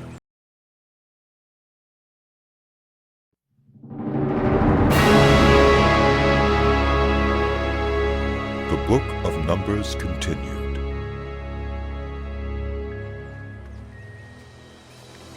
On the plains of Moab, by the Jordan, across from Jericho, the Lord said to Moses, Command the Israelites to give the Levites towns to live in, from the inheritance the Israelites will possess, and give them pasture lands around the towns. Then they will have towns to live in, and pasture lands for the cattle they own, and all their other animals. The pasture lands around the towns that you give the Levites will extend 1,000 cubits from the town wall. Outside the town, measure 2,000 cubits on the east side, 2,000 on the south side, 2,000 on the west, and 2,000 on the north, with the town in the center. They will have this area as pasture land for the towns. 6 of the towns you give the Levites will be cities of refuge, to which a person who has killed someone may flee. In addition, give them 42 other towns. In all, you must give the Levites 48 towns, together with their pasture lands. The towns you give the Levites from the land the Israelites possess are to be given in proportion to the inheritance of each tribe. Take many towns from a tribe that has many, but few from one that has few. Then the Lord said to Moses, Speak to the Israelites and say to them, when you cross the Jordan into Canaan, select some towns to be your cities of refuge, to which a person who has killed someone accidentally may flee. They will be places of refuge from the avenger, so that anyone accused of murder may not die before standing trial before the assembly. These 6 towns you give will be your cities of refuge. Give 3 on this side of the Jordan, and 3 in Canaan as cities of refuge. These 6 towns will be a place of refuge for Israelites and for foreigners residing among them, so that anyone who has killed another accidentally can flee there. If anyone strikes someone a fatal blow with an iron object, that person is a murderer. The murderer is to be put to death. Or if anyone is holding a stone and strikes someone a fatal blow with it, that person is a murderer. The murderer is to be put to death. Or if anyone is holding a wooden object and strikes someone a fatal blow with it, that person is a murderer. The murderer is to be put to death. The avenger of blood shall put the murderer to death. When the avenger comes upon the murderer, the avenger shall put the murderer to death. If anyone with malice aforethought shoves another or throws something at them intentionally so that they die, or if out of enmity one person hits another with their fist so that the other dies, that person is to be put to death. That person is a murderer. The avenger of blood shall put the murderer to death when they meet. But if without enmity someone suddenly pushes another or throws something at them unintentionally, or without seeing them, drops on them a stone heavy enough to kill them, and they die, then since that other person was not an enemy, and no harm was intended, the assembly must judge between the accused and the avenger of blood according to these regulations. The assembly must protect the one accused of murder from the avenger of blood, and send the accused back to the city of refuge to which they fled. The accused must stay there until the death of the high priest, who was anointed with the holy oil. But if the accused ever goes outside the limits of the city of refuge in which refuge was taken, and the avenger of blood finds that person outside the city, the avenger of blood may kill the accused without being guilty of murder. The accused must stay in the city of refuge until the death of the high priest. Only after the death of the high priest may an accused person return home. This is to have the force of law for you throughout the generations to come, wherever you live. Anyone who kills a person is to be put to death as a murderer, only on the testimony of witnesses. But no one is to be put to death on the testimony of only one witness. Do not accept a ransom for the life of a murderer who deserves to die. A murderer is to be put to death. Do not accept a ransom for anyone who has fled to a city of refuge, and so allow them to go back and live on their own land before the death of the high priest. Do not pollute the land where you are. Bloodshed pollutes the land, and atonement cannot be made for the land on which blood has been shed, except by the blood of the one who shed it. Do not defile the land where you live, and where I dwell, for I, the Lord, dwell among the Israelites. The family heads of the clan of Gilead, son of Machir, the son of Manasseh, who were from the clans of the descendants of Joseph, came and spoke before Moses and the leaders, the heads of the Israelite families. They said, When the Lord commanded my Lord to give the land as an inheritance to the Israelites by lot, he ordered you to give the inheritance of our brother Zelophehad to his daughters. Now suppose they marry men from other Israelite tribes. Then their inheritance will be taken from our ancestral inheritance and added to that of the tribe they marry into. And so part of the inheritance allotted to us will be taken away.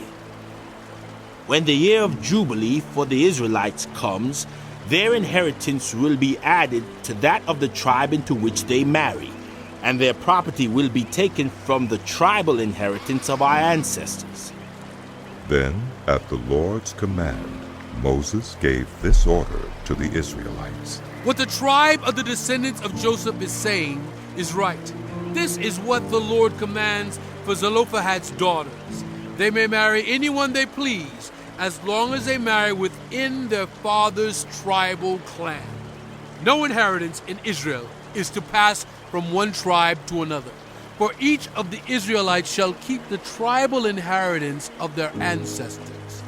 Every daughter who inherits land in any Israelite tribe must marry someone in her father's tribal clan, so that all Israelites will possess the inheritance of their ancestors.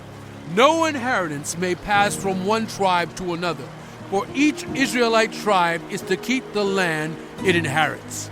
So Zelophehad's daughters did as the Lord commanded Moses. Zelophehad's daughters, Mahlah, Tirzah, Hoglah, Milcah, and Noah, married their cousins on their father's side. They married within the clans of the descendants of Manasseh, son of Joseph, and their inheritance remained in their father's tribe and clan. These are the commands and regulations the Lord gave through Moses to the Israelites on the plains of Moab by the Jordan, across from Jericho.